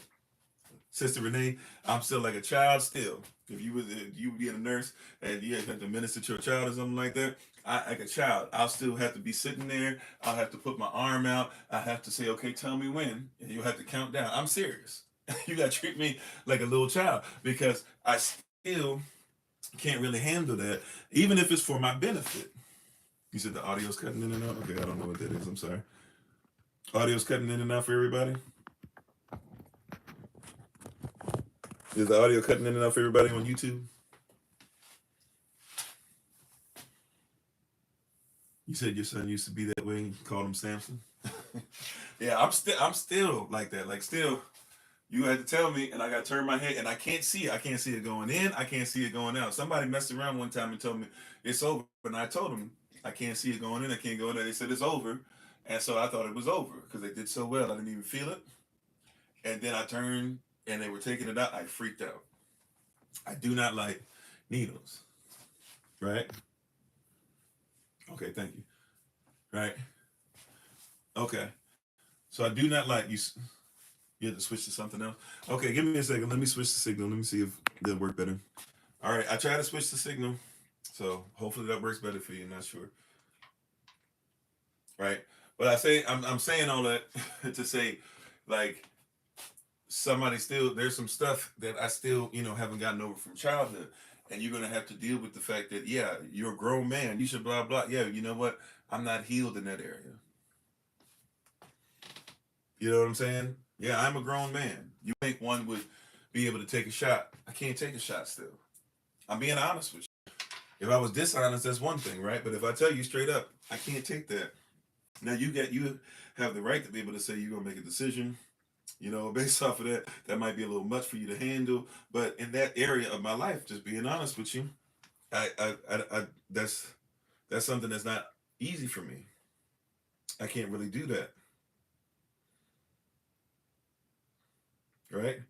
So I need, for somebody to recognize that in my life. Well, same thing with a lot of different things that's going on with him. Some things that you swear should have been over, but nobody helped him to get past those things. He wasn't trained. He wasn't able to get back. A matter of fact, it might be something he might not be able to get past that for the rest of his life.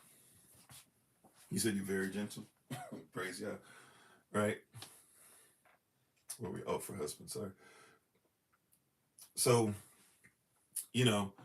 there's things that you're going to have to help him with because, there's things in his life that he's going to need help with. He's going to need somebody to be there for him. He's going to need somebody to do those things. You said Al Capone on the line because he wouldn't take one. Oh, possibly. I know Al Capone got a bunch of stuff with him too, but but I'm just saying there's things that you think and we need help. Just like there's times where you'd be like, I need help with this. I need to be able to do blah, blah. And I need you to just kind of hug me and have blah, blah, whatever. There might be times that I need you to recognize I can't show it to everybody. Right? I can't show it to everybody. I can't say I'm scared to everybody. I can't. I wish I could, but that's not how this works, right? So I can't say I'm scared to everybody. But to my wife, I might need to say, hey, babe, please, before you do this, hold my hand. Tell me it's going to be okay. Like, because I'm still a little boy in this. Help protect the little boy. I'm an eternal creature. And every little boy, there's a grown man. And every grown man, there's a little boy. Just like in every little girl, there's a grown woman. And every grown woman, there's a little girl. And then your wife, you got to protect the little girl. Well, same thing. Sometimes I need for you to protect the little boy in me. There's some places in me that are still very, very fragile. There's some things in me as a man that still are difficult to deal with. And so I ask you, yes, please help me. Right? Superman is who he is. Clark Kent is not. Clark Kent is the alter ego, right? Batman, and I'm not trying to say who better than who, so that's not what I'm doing. Because comic book fans go into this weird place when I start talking about this, right? I'm just giving you Batman is not who, Batman is the alter ego. Bruce Wayne is who Batman really is, right? The Hulk and Bruce Banner actually kind of sort of one and the same, but really, the Hulk is Bruce Banner. He's just Bruce Banner, and a certain part of Bruce Banner that's not clicked in that often, turned up on steroids, right? You go down the list, you keep looking at different persons or whatever, right? The Flash is the alter ego of Barry, right? Et cetera, et cetera. But if you look at Superman is actually Superman. Superman is actually Kal-El. That's who Superman is. How you doing, Brother Craig? Superman is actually Superman, right? He's actually Kal-El. By the way, look up Kal-El, Hebrew, etc., right? But Superman is actually Kal-El. It's not the other way around, right? How you two doing? Praise God, right? Superman is actually Kal-El. What you mean? Well, there's a difference. See, Clark Kent is what Superman puts on so that he fits in. See, your husband is really Superman, but you fell for the okie doke like everybody else because he had to introduce himself to you, Lois Lane. He had to introduce himself to you at the Daily Planet, at the place that he works, at the place that everybody says this is what you're supposed to do. So he actually has to, if you look at Clark Kent, look at how Clark Kent presents himself. He presents himself as a nerd. He presents himself as somebody who's weak. He presents himself who's always sick. Right? He has to pretend to be sick and make excuses for him to be himself. To go out and save lives. Right? Because there's really not a safe place for Superman. This is why his love for Ms. Lane in the comic strip is a big deal, right? Because she's one person that he can be safe with. If you saw and I know a lot of persons didn't like the movie, but whether you saw the first version, the second version, when they had the Justice League movie that just recently came out, Superman had died, and then they bring him back. Well, he wasn't really dead, but whatever. He died, and they bring him back to life, and he's having moments, and they knew he probably was going to have some moments where it's going to take him a minute to get himself together. So he starts freaking out and thinking like everybody around him is evil. right? He doesn't have hold of his powers and everything, and his mental faculties and everything like that. So he's fighting, but they had a, ace in the hole. They had a card up their sleeve. It was Lois Lane, right? And they bring her to the thing or whatever, and Miss Lane is presented, and then you see him stop fighting. He takes her, he flies away. They fly back to his farm. He sees his mama. Some other things start to get in line, and then all of a sudden now he comes to himself because his wife is a safe place, right?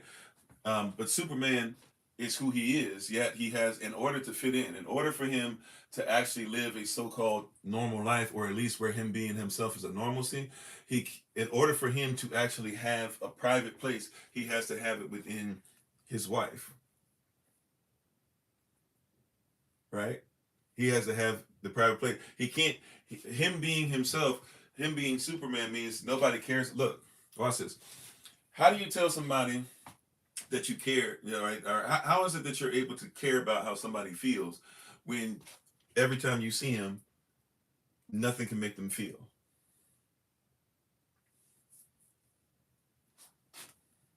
A pillar of rest, if you will, right? Peep game now, right? Peep game. Everywhere Superman goes, right? And forgive me because my love of comics might show up in a second, but it is what it is, right?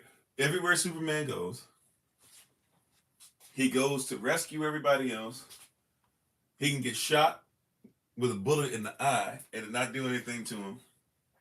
Even if he has a bad day and he runs into some kryptonite, hey, we'll just take you behind somewhere, get in the sun, get yourself together, and then save us. Save us, save us, save us. Now, we'll have stuff where we give you rewards. We'll have stuff where we say, thank you, Superman, and this and that or whatever. But how often do you see Superman out in public and persons being like, hey, how are you doing today? Because that's not your responsibility. Your responsibility is save, secure, do this, do this, do this, right? So guess what? Superman has a safe place. That's why the woman that he's with is so important. Because he's tried and he's trying and he's trying and he's trying and he's doing all these different things and he's helping. He's flying here and he's doing this and he can't be weak. He can't. Matter of fact, it's not even that he can't be weak like he doesn't want. He's not weak. Now, men, we have weaknesses and stuff, but hear what I'm saying. He literally has no weaknesses unless, except for somebody who's taking time to study him, finds his weaknesses. So he literally, unless you take time out to study him, or unless he happens to come across something randomly that shouldn't even exist where he is, that he has no weaknesses. Your husband in the world has to go out and it's supposed to be perceived as having no weaknesses.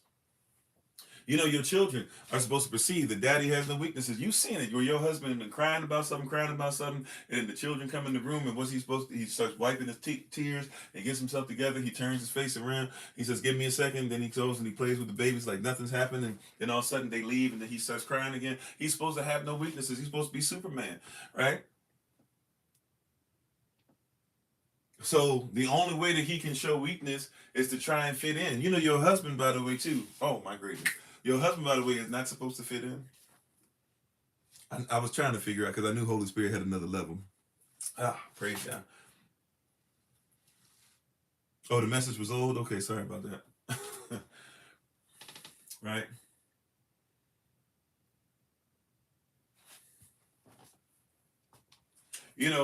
Like,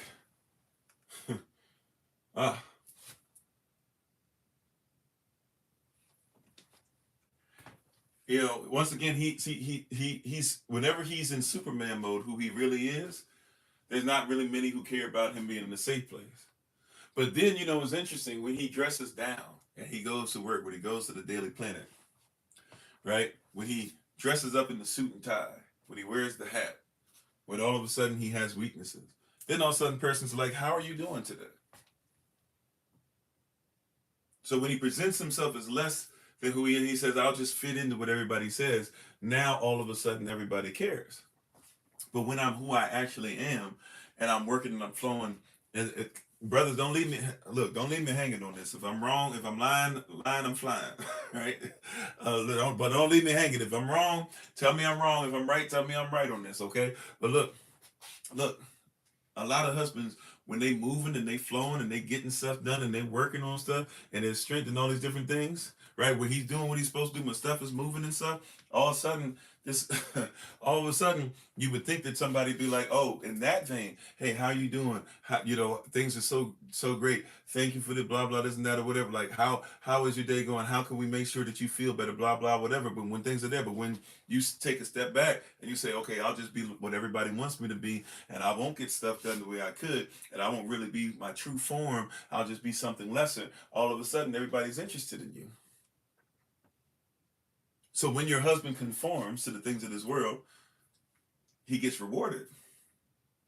And then you say, well, I don't like that. Why are you conforming? But it's like, well, when I'm who I am, I know everybody in the world is not going to be into who I am, but I should find a safe place in you. Until your husband doesn't need to fit in. Being him is more than enough. Right. But I'm just telling you, he's not going to fit in. You're different than everybody I've been with. Yeah.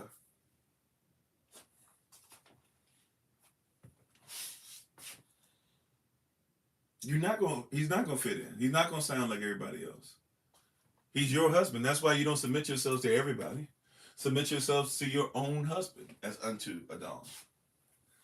If your Adam is powerful because of the might of Yah that's in him, then he's Superman.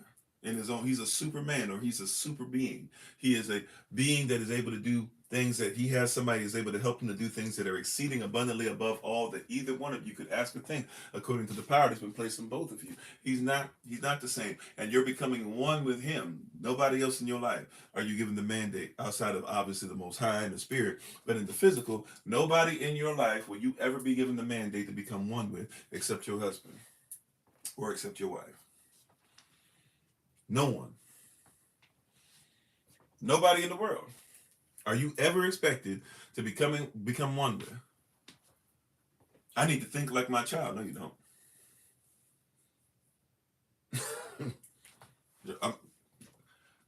No. You don't understand. I need to think like my child. No. You need to be aware of how your child thinks. You and your husband need to think like this.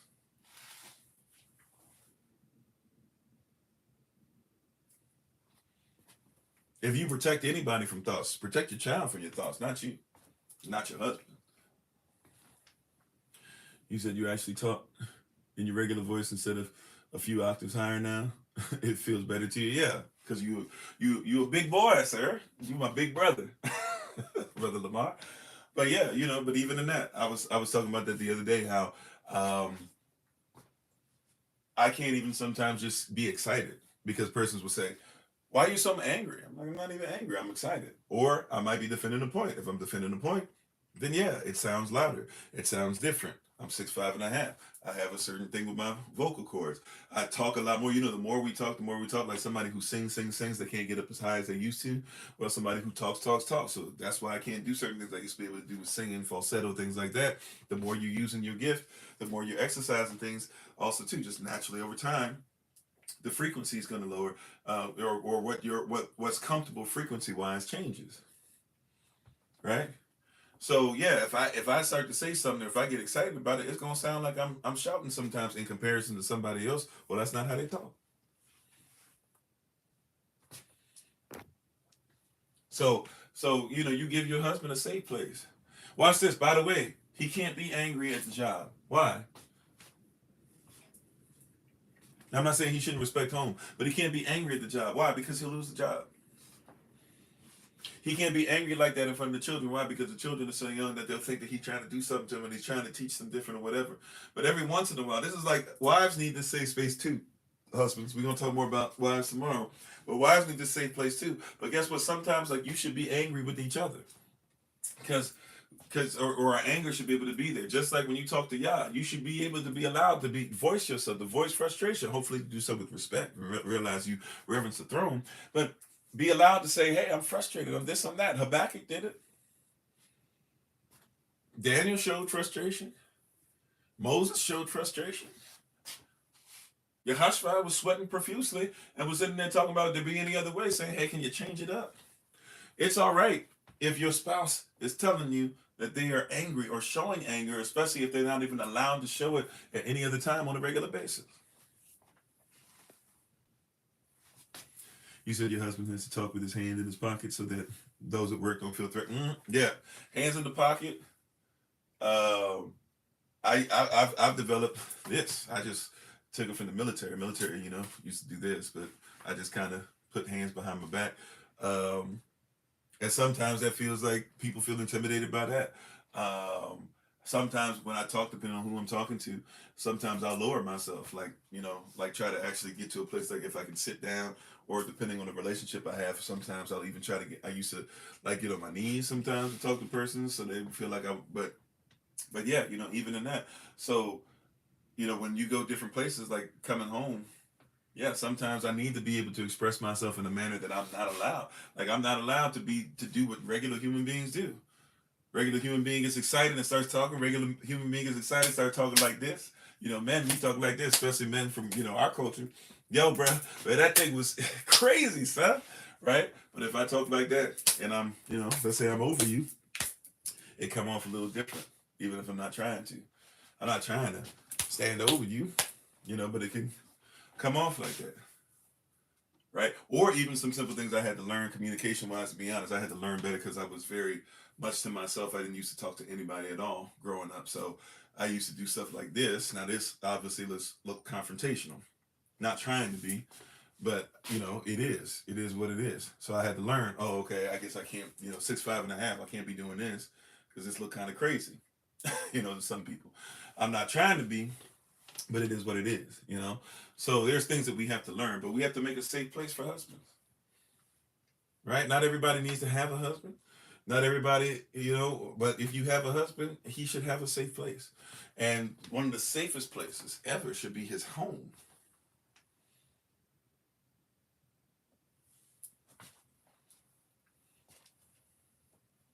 Just saying. Yeah, you said the same thing earlier, Dr. T. Sorry for missing it. Yeah, one of the safest places he should be able to find should be his own house.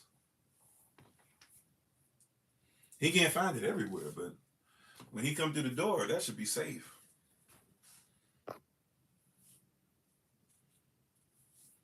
You said you were a woman and you had to do the same. Yeah. So one of the safest places for him should be his home, right? Now, I don't want to make excuses for him. So, and I don't want this to sound like this because I know this has been brought up to me before. I'm not trying to say, therefore, your husband shouldn't have to do anything but the basics. Because if we be honest, the world don't even have persons to do the basics, right? To have a father who's loving, who's committed to his wife, loving, secures her, gives her affection, takes care of the house, can provide, always, like is into the Bible, etc., etc. Like, it's not that difficult to get past the world. So I'm not talking about everything just on a worldly standard. I hope that's coming across as well. You said Shalom should greet him when he walks in the door. Come on, sis, that's a word. Peace should greet him when he walks to the door. Praise Yah. Right? But what I'm saying, so that's those are important. But I want to make an important distinction as we get ready to take our leave today, and these last 30ish minutes or so. I'm not here making the excuse that husbands should just get carte blanche, that we should just be thankful because the man came through the door. We should be thankful because he take care of bills and blah blah. I think you should be thankful for those things, but I'm not saying that he can't become better, right? But I wanted to start off, at least when we talk about a safe place, with all the stuff we talked about today. It's important that we talk about the safe place for him because, a lot of men don't even get that.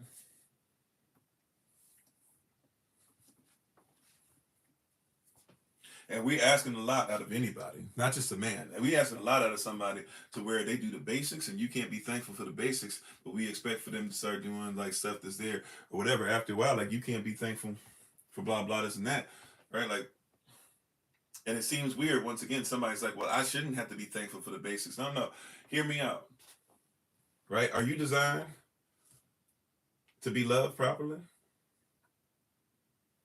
I'm going to ask, it seems like a weird question, but just meditate on that. Are you designed to be loved properly?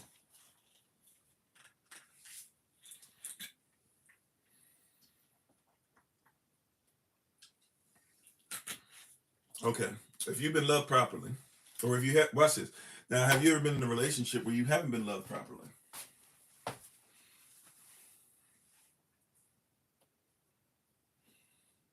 Okay, there's a difference. All right, so if you've been loved properly, I didn't say that properly means that we cut it off at like properly, basics. But if you've been loved properly and you've been loved improperly before, first things first, that's an upgrade.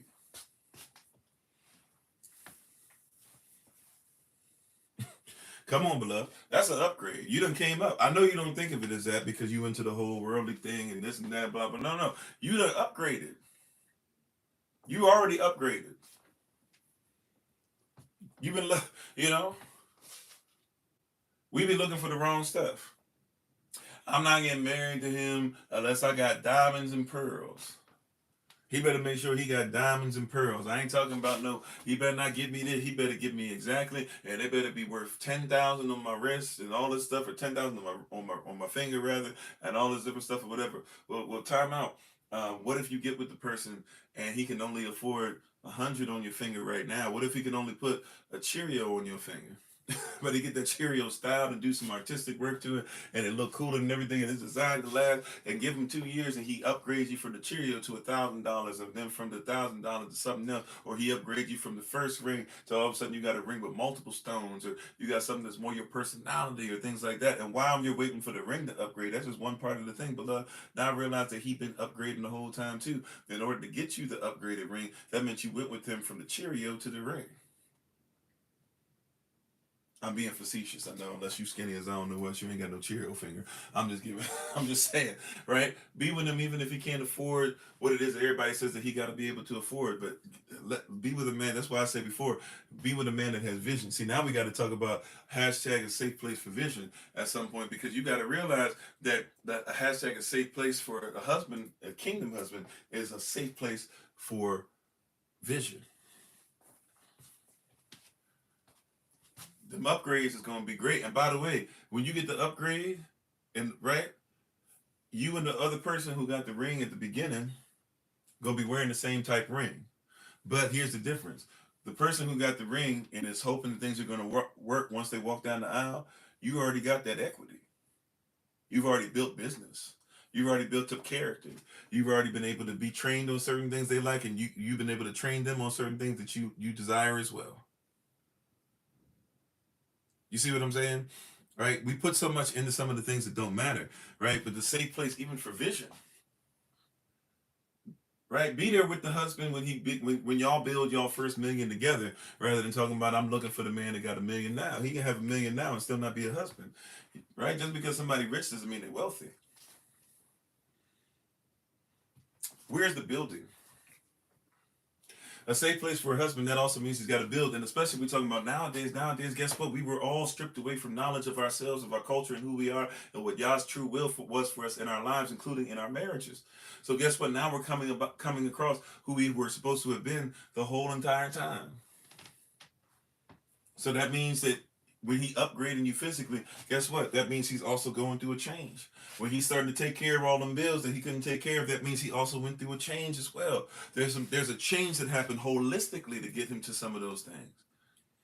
So when he's taking out the trash every time, realize that he had to learn how to become better as far as being obedient.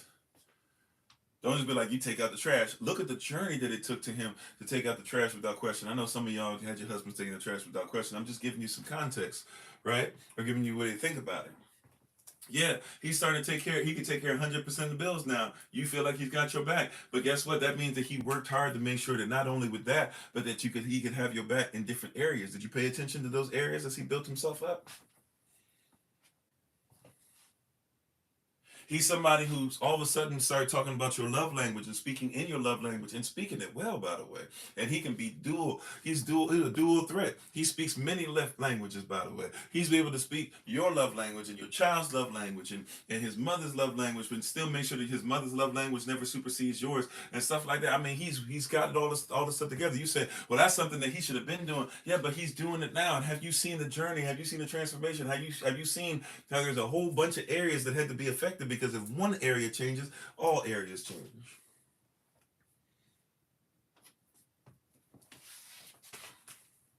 Have you seen it? Have you noticed? Have you told them? Because like you know what? Remember, wives, you need to have security, and you need to be given affection. Is that correct? Right? Out of the 6 basic human needs, number one, number two, usually for a sister, are going to be security and affection. What's his number one need? What's the husband's number one need? Respect. So the same way, watch this. See, this is we're gonna be talking about this on. We're gonna come back to this Saturday evening, anyways. But prayerfully, y'all catching this. Praise y'all. All right, look. The same way that you need to hear, "Oh, that's a beautiful dress," is the same way that he needs to hear respect. The same way you need to have him tell you from time to time, "Hey, your makeup is on point." Is the same way he needs to hear something that's respectful. The same way that you need him to tell you sometimes, "Babe, I know your makeup be on point, but your face is like that even without the makeup. I love you. You beautiful." It's the same way he needs to hear respect. What you mean, Pastor Kofi? Okay, like when he needs to say that dress is beautiful, sometimes he needs to hear something along the lines of, "You know what? You know the word of Yah." Right? When you're sitting up there and you're thinking, "Oh man, the whole world thinks that I'm too lazy, or I'm too this, or they don't like my outfit, or they think that I'm overweight, or they think I'm too skinny, or they think I'm too I'm too much like a man, black women, all this stuff," and your husband comes by and says, "Baby, I don't care what they say about you. You're mine, and I love you just the way that you are. If you feel you got to improve, we'll improve together. But I love you the way that you are." You need to hear those words? Well, he needs to hear something when the whole world is saying that he don't do this, and he don't do that, and he doesn't fit this, and if he does this, he's too black, and if he does this, he's too white, and if he does this, he's too much into the Bible. If he does this, he's not into the Bible enough. He needs somebody every once in a while to come to him and say, "You know what, baby? I know that the world says it's about you, and I know you don't feel like you fit in, and I know that you're a peculiar person, and I know that a lot of persons don't look at you and they don't study you to see all the stuff that you do, but guess what? You know what? And all that stuff, I love you just the way that you are, and I know that you want to improve and everything, but just realize, if you don't improve much from where you are today, I'm so thankful to see the improving and the love that you have, but I know you'll improve." Why? Because I know that you follow Yah. The same way you need security and affection is the same way he needs respect. Oh my goodness! If somebody caught that, I'm giving you the keys. Somebody said the other day, was it Sister Joy, was like, "Hey, what's the keys, or the principal keys," or something like that, right? I think it was on Tuesday. Hey, I'm giving you some keys. You want that engine? You want that engine to start? You want that ignition to go every time? Feed that man respect. See what happened. Feed that man respect. See what happened. Oh, you don't want to hear that. I'm trying to tell you, feed the way that you want to be fed, those sweet nothings in your ear, feed him with respect. You know why he likes the big piece of chicken? He likes the big piece of chicken because if it's the biggest piece, it means it's the biggest respect. That's it. That's right. Free game. Right? That's all it is. You know what? He sits down at the table. He sits down at the head. We acknowledge him as the head. That's all it is you respecting the head.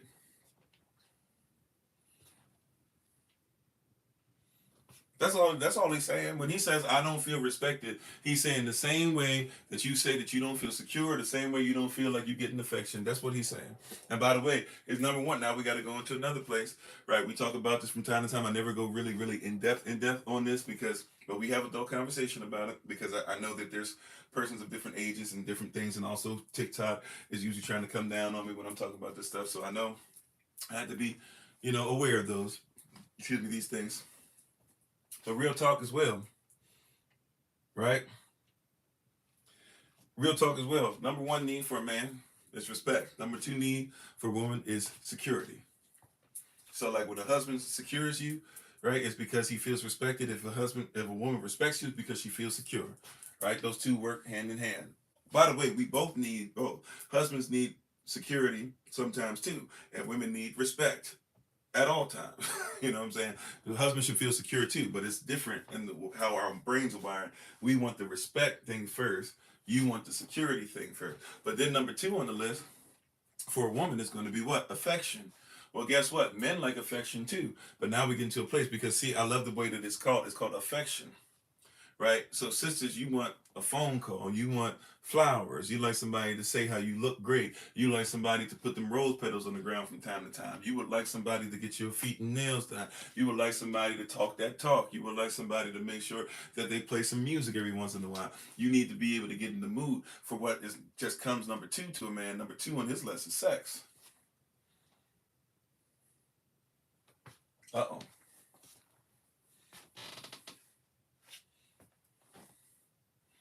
Number one on his list is respect. Number one on your list is security. Number two on his list is sex. Number two on your list is affection. Do you see they go hand in hand, by the way?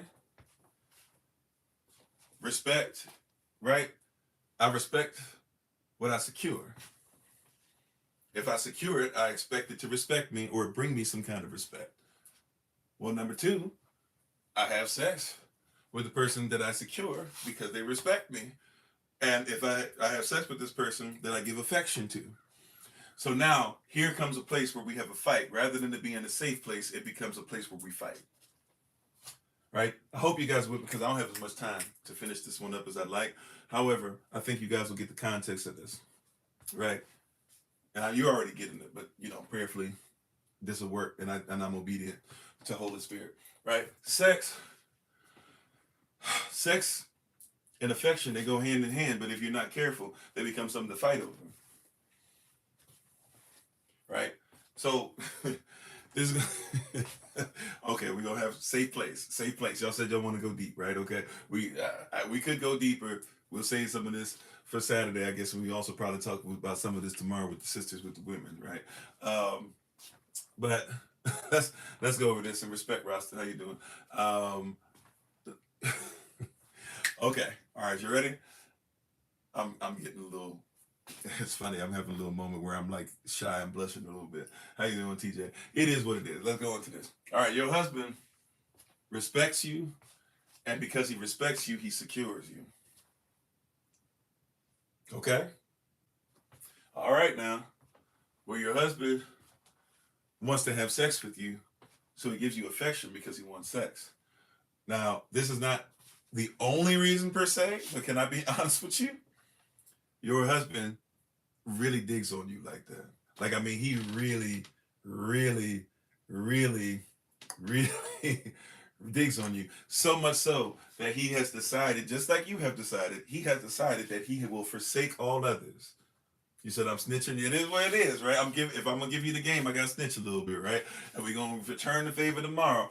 But I'm just saying, your husband really, really, really, like, he really, really, really, really, really, like, I mean, I'm talking about, like, really, really love you. Like, I'm talking about, like, he love you, like a fat child love cake type thing, like, I'm talking about, he love you, like, I like cheesecake, like, love cheesecake, like, he love you, like, he love you, like, dirty, like your dirty drawers, need to be clean, but he'll smell them type thing. Like, I'm sorry, I'm just being honest with you. I need you to catch this, right? Like, he love you like nobody else gets to talk to him like you do, but when you finish talking to him like you do, he'll still lay down in the bed with you. You know what I'm saying? Like, he love you like he gets jealous, because he not jealous over nobody else, but he get jealous over you. Like, he love you like right? He loves you like Yahavah loves the assembly. He loves you like his life ain't even as important as yours if push come to shove, because he'll secure you by giving up his life.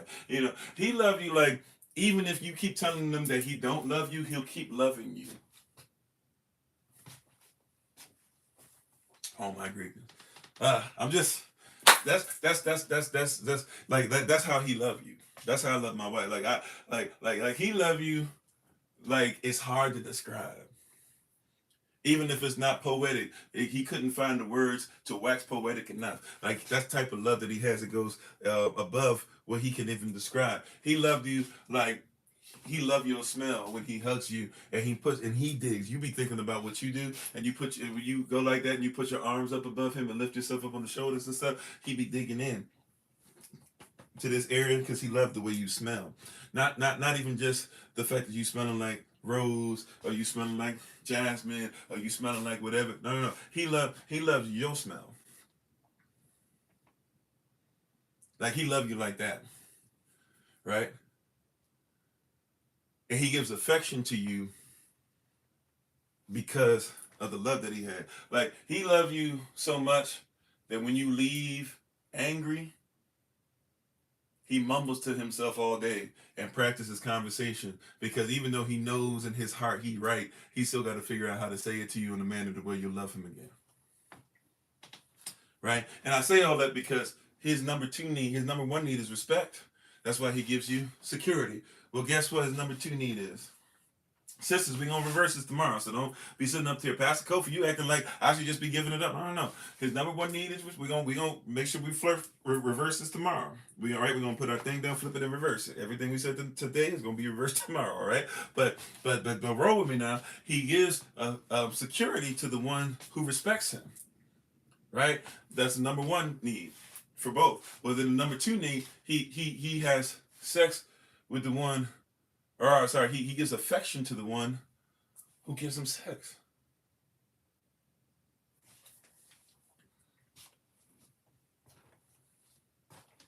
All right now. All right.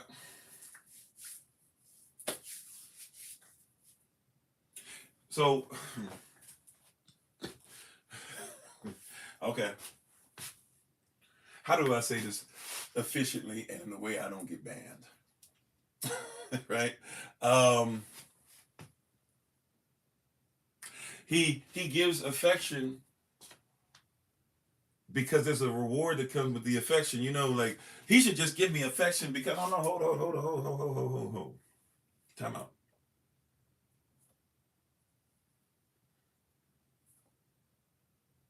He should just because okay, so then you should just listen to him just because. He shouldn't have to secure you, right?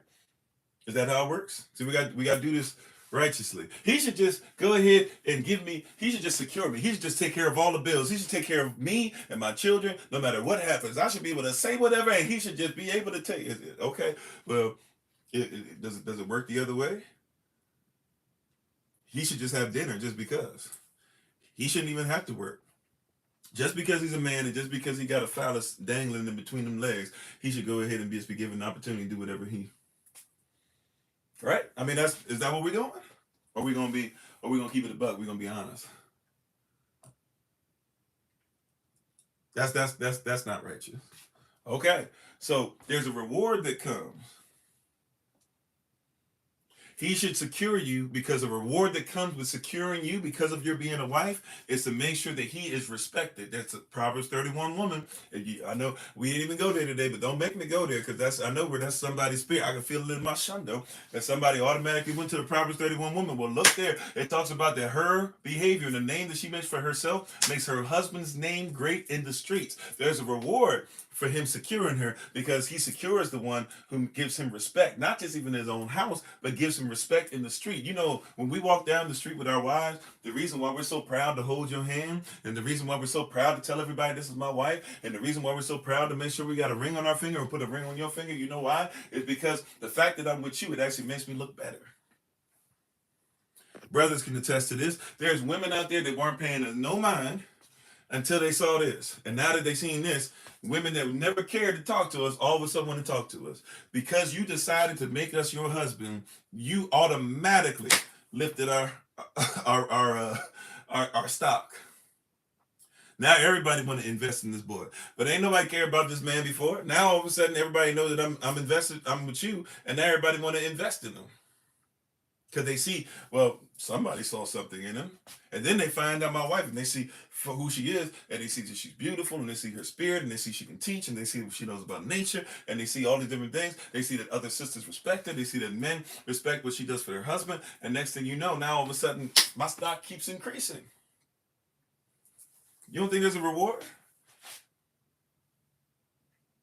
If we really knew how this thing worked, a lot of this stuff would be there. We need to make a safe. That's why we talked about a safe place for marriage on Tuesday. Today we talking about a safe place for husbands. Tomorrow we're gonna talk about the safe place for wives. We're almost finished today, right? But hear what I'm saying. There's a reward, sisters.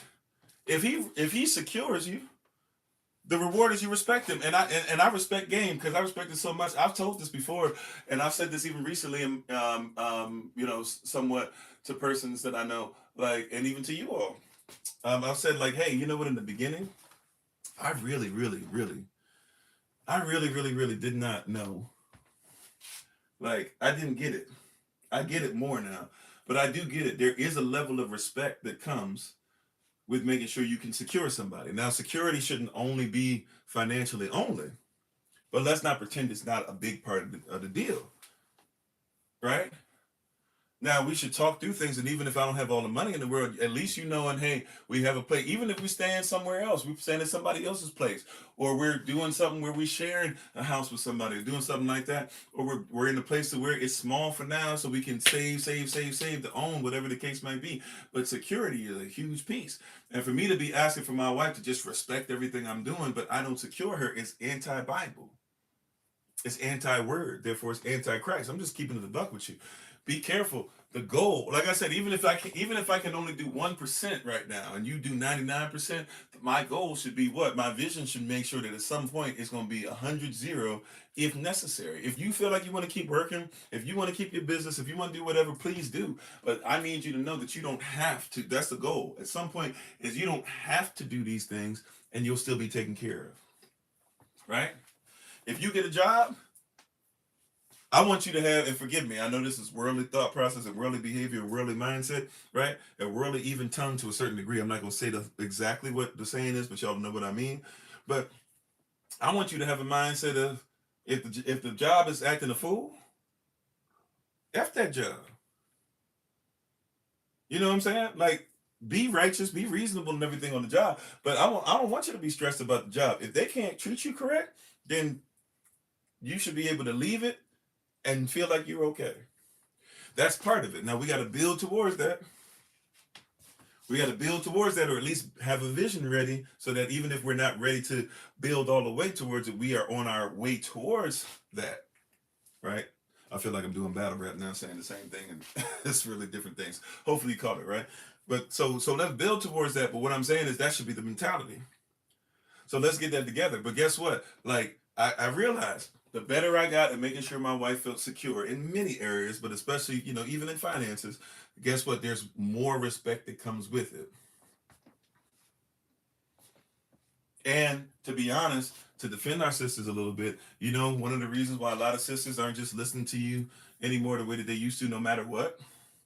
Well, the reason why a lot of them aren't is because a lot of sisters have jobs. They're in the workforce. And so if they're in the workforce, they don't have to, they don't have to just go with whatever, for whomever, however. You got to have a better, you got to present yourself better if they have better. You said your husband said leave that job because they don't want you to come up there. Hey, yeah. That's a flex, by the way. And I'm not, we should make sure, but that's a flex for your husband to just be like, you know what? Forget them. We got this. Y'all got this. Now, if y'all got this, that means he wants order structure. Don't be like, y'all got this, and then we don't know what we're going to do tomorrow. Right? But I'm just saying, though, right? Like, that should be something that's there. There is a power in security. If my wife knows that she's secure, then she can respect certain things that I say. My wife can't just be like I can't just tell my wife, I don't got no money coming in at all, right? Let's say I have no money coming in at all. And then I go, you know what? I know you're the only reason we live in paycheck to paycheck. You're the only reason we survive. But if your job gonna treat you like that, bump that job. Matter of fact, I can't even tell her that, because low key, if she says bump that job, then we can't be taken care of. So there's even things I can't say or speak on, or even to protect her, because I'm not in a position of protector. But if I can secure her, guess what? I'm gonna get a lot more respect. So that's why we should teach our sons to make sure that they're doing a lot more business-wise, and that we're leaving an inheritance for them, not for when we pass away, but when it's time for them to go ahead and have their own. They can walk into something without having to depend on somebody else, and being in a place that's secure. See, a more secure son, he's going to make a better decision with a wife, because there's certain things he don't have to hope. See, some of your sons are getting into relationships and getting married to persons who they met because they just needed somebody to survive with, rather than, hey, I am able to make sure I secure this already. I have enough opportunity and enough responsibility and enough coming in to ensure that I can secure not just myself, but those who work under me already. If my wife comes into this, then she's just coming into what's already I secure. And therefore, there's certain things that I can speak on and even give security and even give affection from a place to where I have better mental health because of the safe place I already have been given by my parents. But what happens for a lot of young men now is that these young men don't have, and since they don't have, they find others who do not have, and then you have two persons who really are incomplete, who have not learned how to make sure that they are secure. Even our daughters are supposed to be taken care of by their fathers until they get married. But that, I'm going into tomorrow a little bit. We'll deal with that tomorrow. But going back to it real quick. So if respect and security go hand in hand, and sex and affection go hand in hand. And it's a little secret because it should go both ways. Like I said, we're going to put our thing down, flip it and reverse it tomorrow. Right? So we're going to talk about you sisters, and we're going to make sure it goes the other way. But sisters, guess what? If he's giving affection, look to see if you can schedule a little bit of sex. But also, if you want more affection, guess what? See, for you, you're like, but I got to get into blah, blah. Guess what? I'm going to tell you something. Sex for you is like affection for him.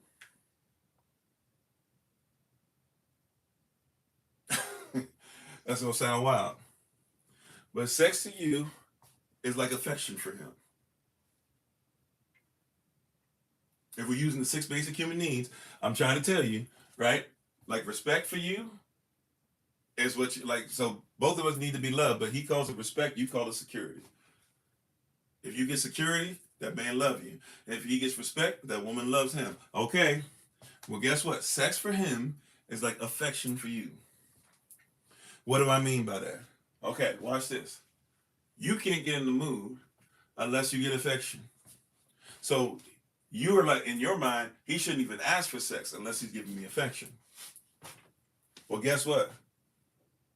In his mind, he's like, I keep giving affection, and if I'm not getting no sex, now he starts saying the same thing. She shouldn't even ask for affection if I can get no sex. That's why I said the thing that should be a safe place now becomes a fight.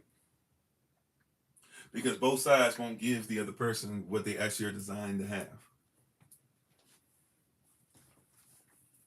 I'm trying to tell you, if you realize that that's what sex means to him, you would make yourself more available. And the husbands, if we realize what affection meant to her, we're going to talk about that tomorrow more. But if we realize what affection meant to her, we would give her more. Especially knowing that affection opens up the gateway to sex. And if you knew that sex opened up the gateway to affection, matter of fact, it's really interesting. Here's an interesting dynamic, if you will, that we deal with. How you doing, Goddess? Triple or quadruple ones. Have you ever thought about the fact that, and this is not righteousness. It's a reality, and it's become real, unfortunately, in society today, where persons have side pieces. We don't believe in side pieces. We don't believe in having multiple wives. Those who believe in that stuff, you're trying to take something out of order, and I'm not talking to you, right? However, let's be honest. There are persons out there who have these side pieces, have side relationships, have persons they cheat with, have double families even, whatever. And we'll ask questions like, how is it that he can be giving so-and-so all this affection, this and that, or whatever? He got a wife at home. He give her some, just enough. But he gives this other one like so much affection and stuff and this.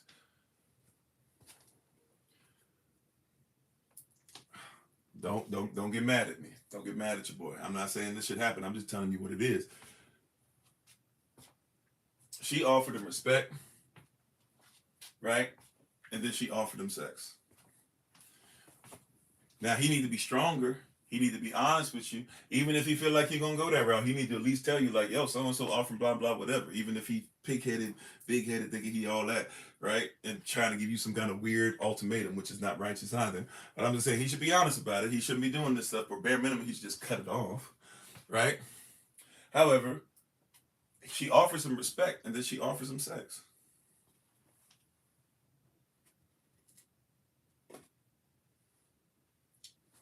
And like some of these work wives and stuff like that happen, they study your husband. right? Just like husbands, there be brothers that are studying our wives, right? They call always at the most opportune time. How does that happen? And you like, oh, it's a spirit, it's blah blah. Yeah, okay, but this brother has been doing his research.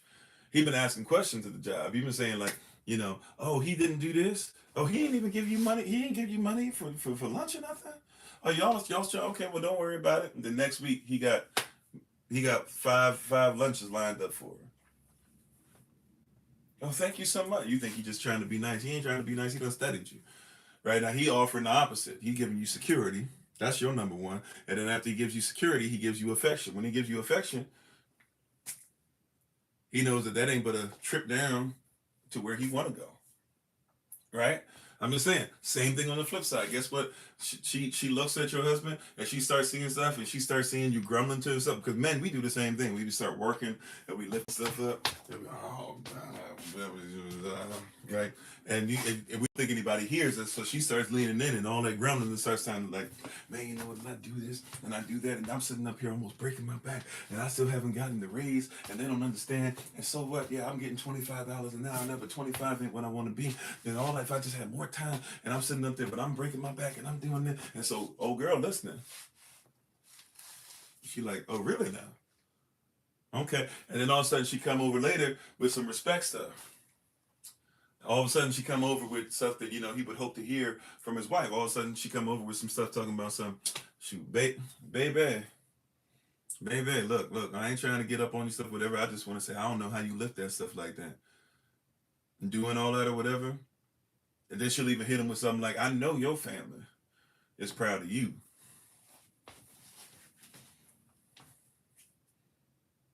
You catch him on the wrong day, that Negro say something stupid like, no, not really. Game over at that point. Like, open up the door, right? And then after that, all she got to do is give him a little more respect. She give him some sex. Then guess what? What happens?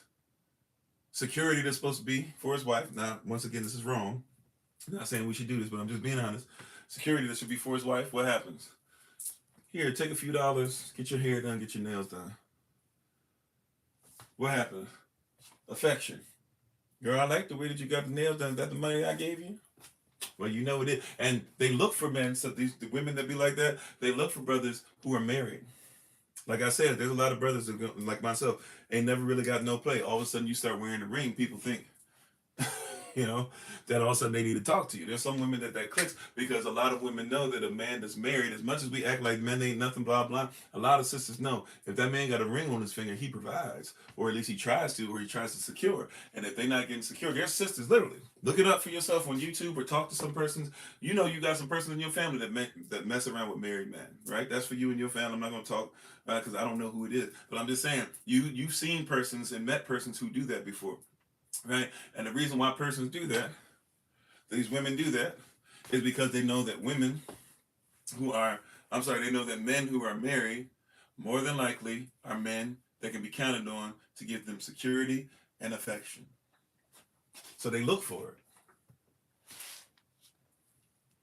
Right? They look for who you have. One who provides security and affection and is willing to be dedicated to one woman. And now they say, well, if I can open him up to where he'll actually take care of me, he'll actually have to make a decision. Some of them even do this to where they're willing to be the side piece for a while, or they even make themselves the side piece and decide to keep doing that for a while, because eventually they figure some of them want to actually take the man away from you.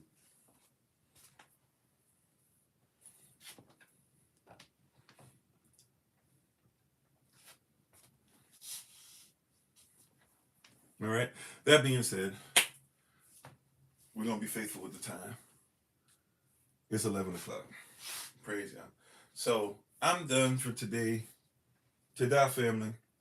We shall see you all. So 2 more things tonight. We shall see you guys 8 p.m. Eastern New York time for the live session this evening. We shall see you guys. We'll see you all for who are in those areas of the country, Northeast region, Georgia, Caribbean, Texas, SOC West. We shall be meeting up with you all tonight right after the live session, so 9 p.m. New York time. And prayerfully you can join us then. We'll make sure we try to send everybody a message out. If for some reason you don't get a message from me, or you don't see it somewhere where you can find it or whatever, you should be getting it via text message, by the way. So if you don't get a text message from me before, basically right after the live finishes, I'm gonna try to finish the live session tonight by like 8:30 or so. So if you don't have a message, just text me as soon as you can. I'll try to make sure that we send you the link.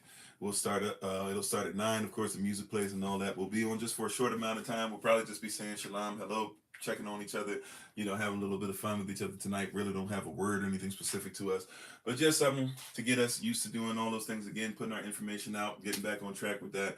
And I'll even put some information out to you guys concerning some things up and coming. When does the fasting take place? Like we said, we're going to try to do the next community fast on Monday of next week. So that's the goal. And it's going to be intermittent fasting, focusing on making hashtag a safe place. All right. So I'm going to leave it there. We're going to go ahead and do our shout out. I shall see you all this evening. Prayerfully, if you're in those areas, I'll see you twice over this evening. But thank you all again. Appreciate, love you. Thank you for you all sharing the live sessions and stuff like that. Thank you all for being obedient and being faithful with your time. So that's all I have. I'll leave it there for today. We'll just do a very quick shout out, and then we'll talk to you guys later. Thank you again for being with us and honoring the Most High in your journey. And we appreciate, love you once again as always. And we're excited to transition into a safe place from hashtag expect the blessing. Let's hashtag start strong. We're in the first quarter of our year. So let's hashtag start strong and make sure that we start getting ourselves in order so that we can be ready for what the Most High has for us.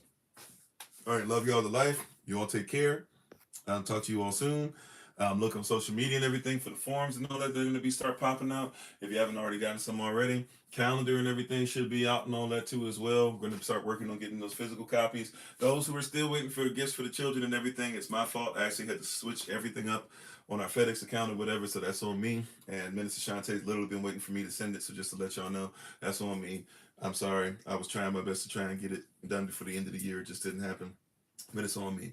So anyways, so we'll have the stuff being sent to you soon. Those who are trying to contact Elder Alma with orders and all of it as well, I'll be making sure that I get her the information that some of you have sent me as well. So, but love you all to life. Let me go ahead and take our leave for real this time.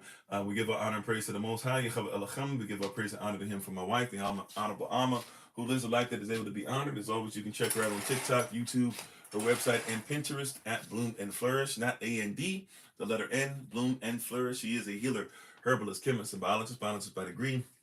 Love y'all to life. Take care. Remember as always that you are loved, you are necessary, you are majestic, you're fearfully and wonderfully made, and you, which is all of us working together, will be the reason why people who are in this system no longer have to be of it. Shalom, family. Take care.